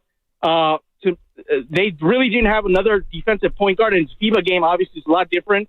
And where they struggled in some of these closer games in previous Olympics was not having elite defensive type point guard. And outside of Drew Holiday, the best defensive point guard who doesn't really need to score is Derek White. So I think that's why they made the decision. I just respectfully disagree with that. I don't mean to cut you off, Mark. Jaylen Brown is an all-NBA type defender, too. He can guard point guards. Like, go ahead, Mark. Go ahead. The front court, and it's loaded. And I think they're so loaded on front court that he's got to be the odd man out. When you got an elite team of players, not everybody's going to make it. Now, if Kevin Durant and his calf strain dropped out and they passed it for somebody else, then all this conspiracy and nonsense about Nike could hold court, though.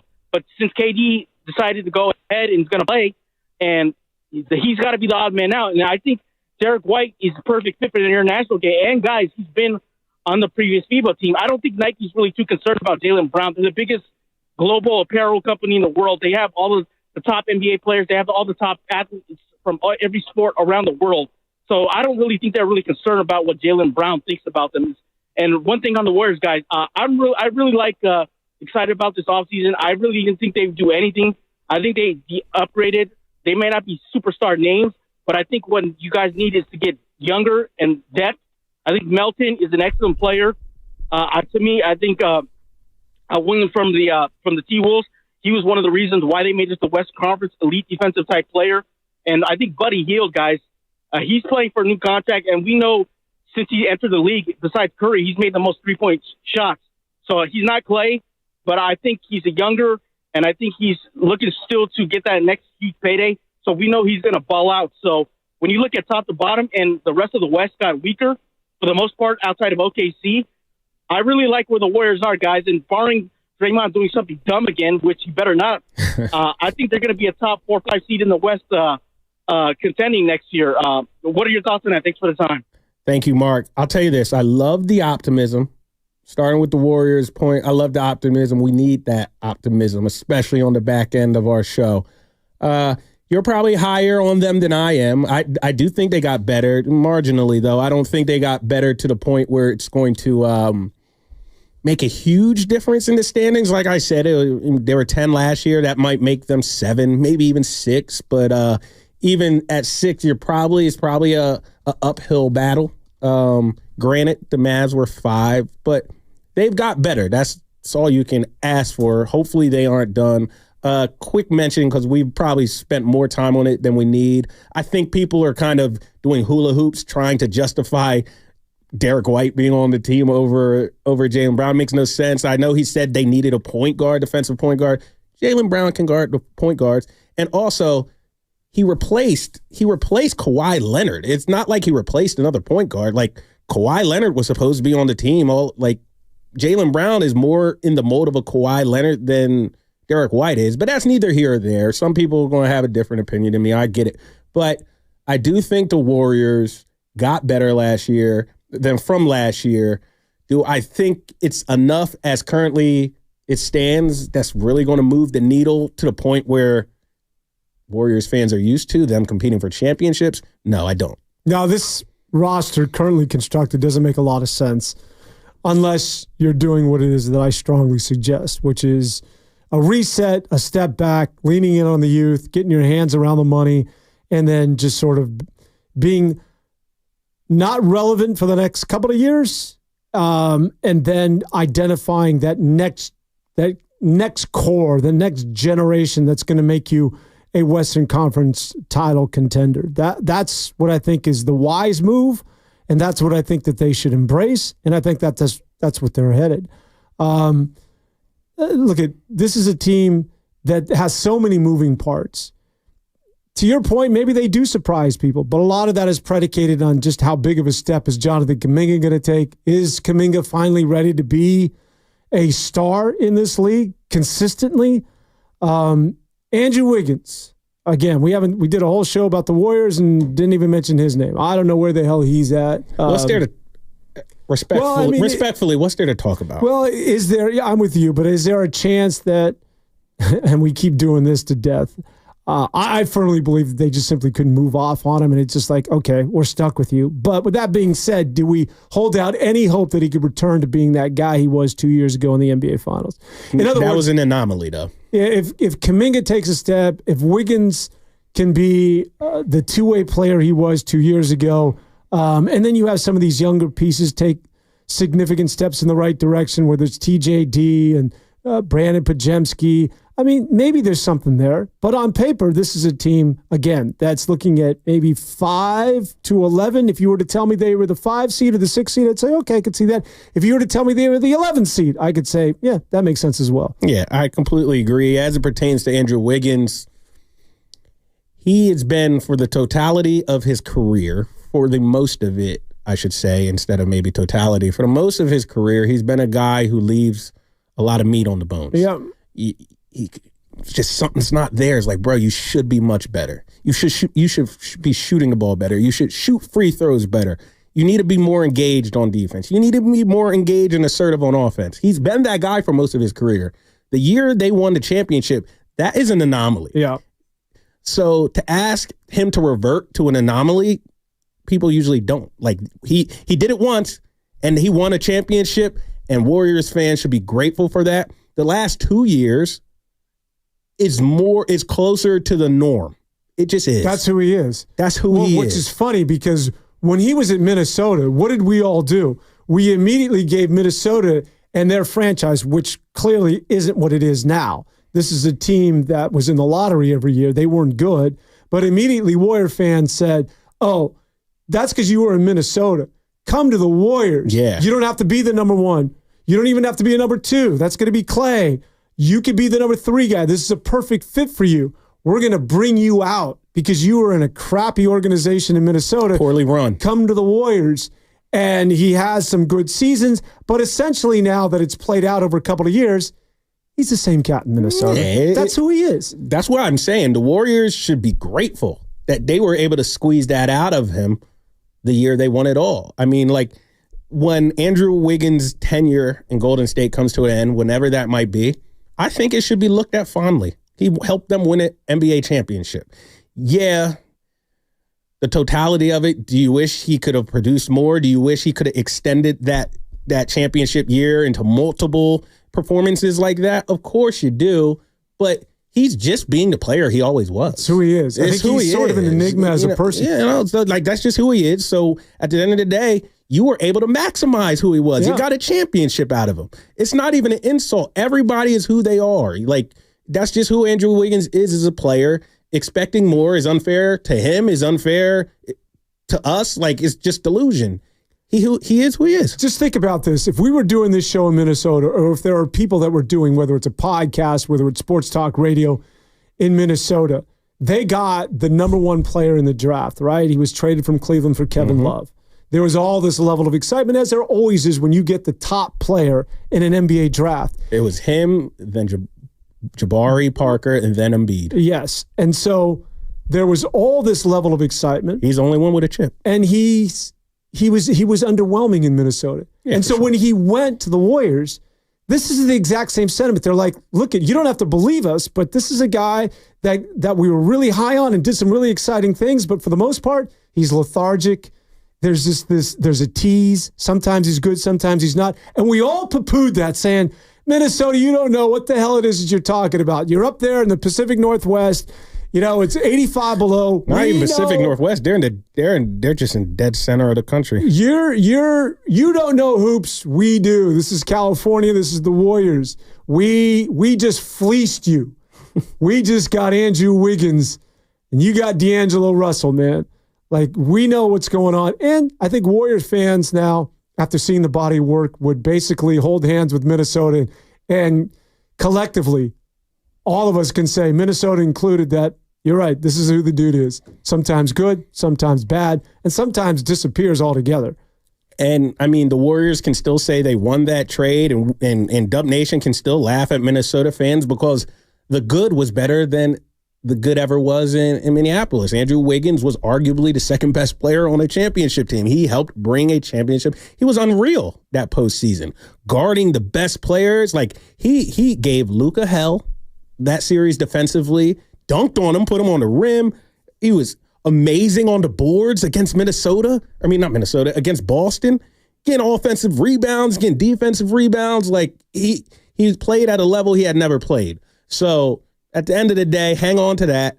Look at him as a guy who helped win you a championship and move on. If he's on the team this year, great. You know what you're going to get. You're going to get a guy who's probably going to average about 14 to 16 points per game. And you're on Pajemski, and I was asking about the two spot. Any chance he's your two guard? Who, Wiggins? Yeah. No, Wiggins will probably be your starting three guard. Maybe it'll be Kuminga. Wiggins might actually be like your first guy on the bench. Now, it's going to be, we know it's going to be Steph and Draymond. I think it's going to be Pajemski. Probably Trace Jackson-Davis. He's your starting center. Yeah, Trace, Dre. And so that last spot is either Kuminga or Wiggins, most likely. One of those two. So I think you got to start Kuminga, just given, like, he's a guy you might lose when you start bringing him off the bench again. Like, he's such a budding player in his career, and he cares about that stuff. Who's this? Kuminga. He cares about that stuff. Oh, Kuminga's got to start. Yeah, so is Wiggins. Wiggins is your sixth man. If he doesn't get the two spot. Okay. No, he ain't going to be your starting two. Because I think that if you go into camp, I would say that there's, four guys? So maybe five. If it's Pajemski, Moody, Wiggins, or DeAnthony Melton are the four guys that I'm like, okay, let me see what you got for the two. Yeah. That was Pajemski. Wiggins isn't a two. He's not going to play the two. And they're not going to have him at the two. He's a small forward. He's not your two. Wiggins, the biggest enigma with Wiggins, why is he such a bad free throw shooter? Not always, though. No, he's terrible. Yeah. Go look at his career free throw percentage. It's not good. It's not as good as someone it should be. Well, he's not necessarily a very good outside shooter, though. How do you feel? If I remember correctly, we were very polar opposites on this player. How do you feel about Moody? Yeah, he's really difficult to sort of handicap. I think he has an upside. I'm maybe not as high on him as some. I think he's a serviceable player. But if at the end of the day, someone was to tell me, fast forward and 5 years from now, just say that, yeah, he's just a dude. I could see that as well. There's a lot of things to get excited about, but there are other times when, he just looks like, just an average basketball player. Yeah, no, I see. So I'm opposite. I think he's great. I think the Warriors have done him a disservice. I think he's deserved more playing time, more of an opportunity to show what type of player he really is. I think he should have been a mainstay in the rotation, but that was one of the Warriors' issues last year. They had so many guys to try to get playing time, and none of them were really standing out. I don't know. I don't know. I'm not in those practices every day too, so I don't want to completely act like I know more. So he could be your number 2. He absolutely could be my number 2, but I mean, I'm just going by what Steve Kerr's going to do. And my opinion means nothing, but yeah, Moses. So Wiggins is a career 72% free throw shooter. Yeah, that's not good for a starting 3.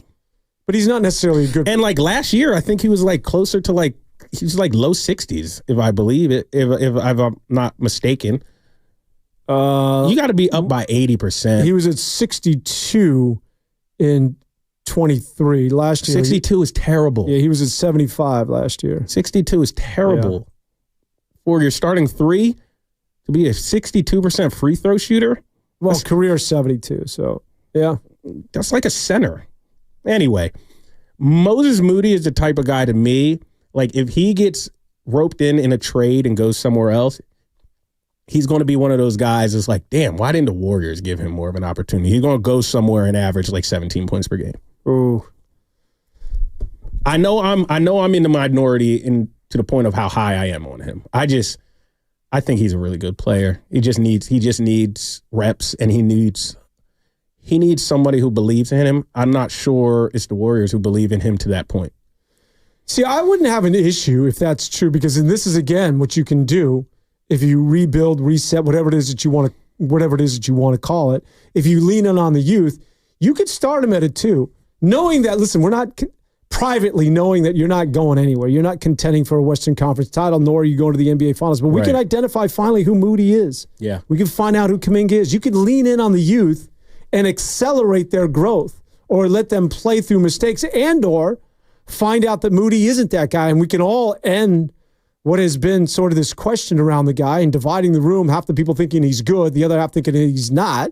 You can answer a lot of these questions when you get into this so-called rebuild mode. And the reason why I like Podziemski off the bench is I think your backcourt just, for whatever reason, seems really sort of small when it's him and Steph Curry. But you need someone who's going to be impactful and a leader coming off the bench. That was CP3 a year ago. And I think Podziemski, when he comes in to relieve Steph or whomever, now you feel as though you have, even though he's a young guy, you've got someone who is sort of captain-esque on the floor in your second unit. And that has a high value as well. 100%. And we're going to keep this conversation going. Let's go to Pete out in San Ramon. He has an outlook on the starting roster this offseason. What's going on, Pete? Hey, guys. Thanks for taking my call. Yeah, of course. I don't know how long before the first preseason game training camp practice goes on, but what I'd like to see for the first 3 preseason games is Steph and all 4 of those guys. Steph, Pods, Moses at the 3, Kuminga, and Trace Jackson Davis, and play a bunch of time together and just see what happens. And if it flames out during the preseason, you got all those other guys over there waiting. That's what I think. I'm high on Moses, by the way. Yeah. Thanks. Thank you, Pete. Pete wants to use the preseason to really get a ball. He wants Steve Kerr to do a lot of tinkering in the preseason. That's essentially what Steve Kerr has been doing for this Olympic team during the exhibition games. I think they had a different starting 5 every single exhibition game. Look, you got, I don't know if it's tinkering so much as just going with the youth. Yeah, yeah, true. Who did he mention? Moody, Podziemski, Kuminga, Trace Jackson Davis, Steph, Draymond. We'll see. I think actually I wouldn't have an issue with that at all. Yeah, neither would I. And even we go to our text line. Last comment was a minute ago. I want Moses Moody to start. So maybe I'm not alone in the fact that Moses. Oh no, there's Moses Moody believers out there. Yeah, rest assured, 100%. What do you? We got about 5-6 minutes left. I got to ask you this: when it comes to the hierarchy of that Team USA roster, is it LeBron and Steph and then everyone else? Like just in terms of the influence and the voices. I think it's LeBron. People, it's just LeBron and then everybody else. Yeah. I just saw LeBron called a meeting right after a game, an impromptu meeting, and at like center court, right? I'm not sure where it was, and I remember Steph was joking with some people, and then there was somebody else. I want to say it was Jason Tatum that they sort of wandered off after the game, and they saw that the meeting was going on and that LeBron was holding it. They turned and sprinted back to that huddle. Yeah. And that shows you that I think behind the scenes, he's the dude. I think he's still, yeah, he's the guy. He's still the leader, man. Yeah. But you know what's interesting? And Steph is as influential as Steph is, he's a rookie to this. This is his first Olympics. This is his very first Olympics. Hey, I wanted to jump in real quick about the roster you guys are talking about. No, you haven't mentioned Kevon Looney, and I know he's getting up there in age. What's there to say? Well, it's interesting because I'm just looking now. Jeremy Brenner about Kevon. From Sports Illustrated, he just put out a article saying that the Knicks could be interested in trading for him. Not saying that the Knicks are, but in the second half of the season could be interested in trading for him, to fill that Isaiah Hartenstein role. Yes. All right, go ahead. And Precious Achiuwa would be on the block if it need be. I like Precious Achiuwa as a Knicks fan. Oh, no, they're not going to give up Precious Achiuwa for. That's what the speculation would be. They get some and draft he's a gamer picks. too. To back up, to be on the bench coming off for TJD, I wouldn't mind that if I'm a Warriors fan. I think that Kevon Looney, he's good backup center at this point in his career, but actually, just getting back to Knicks talk there, King, because I know I can do this with you. It's going to be Walker Kessler. I hope at least that's the guy. That he looked really good in camp. Summer league.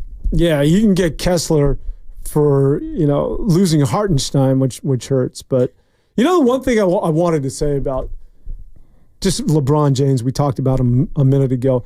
I think the Lakers are really similar to that of the Warriors. Like LeBron James, you could say the same thing for him, could you not? Like, hey, these are your final years. Let's win you a title, LeBron. It's not happening in L.A. But LeBron is so ensconced in L.A. where he's got his production company. He ain't leaving L.A. There's no way in hell he's leaving Los Angeles. The dude's in Brentwood doing Taco Tuesdays at the pool. He ain't going anywhere. And I think to a certain degree the same could be said about Steph. Yeah, well, here's the thing with LeBron. Before this offseason, I thought the Lakers were way closer than the Warriors, but I just hated the Lakers offseason. I hated the Bronny second-round pick. First-round pick was cool, but they whiffed on a bunch of guys who they wanted. Connect's going to be good at it. Yeah, Connect, whatever. Whatever. He's a rookie. He's not going to be playing big-time minutes for a team that is a meaningful basketball team, and the Lakers might not be a meaningful basketball team this year, but they whiffed on Paul George was a possibility to come over there. DeMar DeRozan was a possibility to come over there. There's another name that's just James Harden was talked about. Yeah, so I think the Lakers got worse, and they're like the Warriors. Yeah, I mean, you're right. You're right. I think LeBron wants to win, of course, but I think he also. But can you see LeBron like getting up and saying, you haven't done enough. I'm going to New York, or I'm going to, Philadelphia. Well, Joe Lacob inquired about it. Yeah, but my point being is that when you get to a certain point and you've made this much money, I know you want to win titles. LeBron likes L.A. and Steph likes San Francisco. And both of their legacies are solidified. Obviously, if LeBron gets another, maybe that puts him over Jordan. If Steph gets another, maybe people are like, oh, he's over Magic. But at the end of the day, I don't think they're overly concerned about that. I think they're very comfortable in how they're viewed and their legacy. What if Klay gets one more than Steph? Oof. If Klay got a championship next year, that would be a tough pill for a lot of Warriors fans.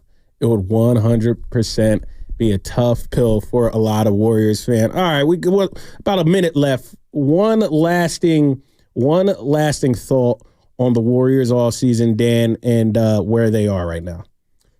I think I've said this all along, that this is a team that could be anywhere from 5 to 11 in the Western Conference standings. If they're the 11th seed, wouldn't be surprised if they sneak into the playoffs and steal around a series. I wouldn't be surprised at that either. There's a lot of moving parts. Kuminga, the number 2 spot that we've talked about. What sort of step has Podziemski taken in Trace Jackson-Davis? But as far as returning to the winner's circle in NBA titles and championships, But at the same time, this is the right path to take. Yeah.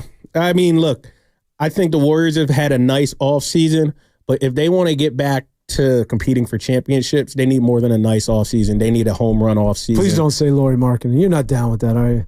It just depends what they're asked for. I think what they're asking for is Danny Ainge. If it's both Podziemski and Kuminga, I'm out. Right. But if it's only one of the two, come on, Lowry. Come on. I think he could be a difference maker on this team. Look, Devone, it's been fun, man. Appreciate you rapping with me. That's Dan Devone. I'm Jason Dumas, our producer in the booth, killing it as always. 95.7 The Game Saturdays. Y'all have a great weekend. So what are you reading? I'm checking out the ratings on the new TVs, and it looks like Samsung, LG, and Sony got the best scores. Just like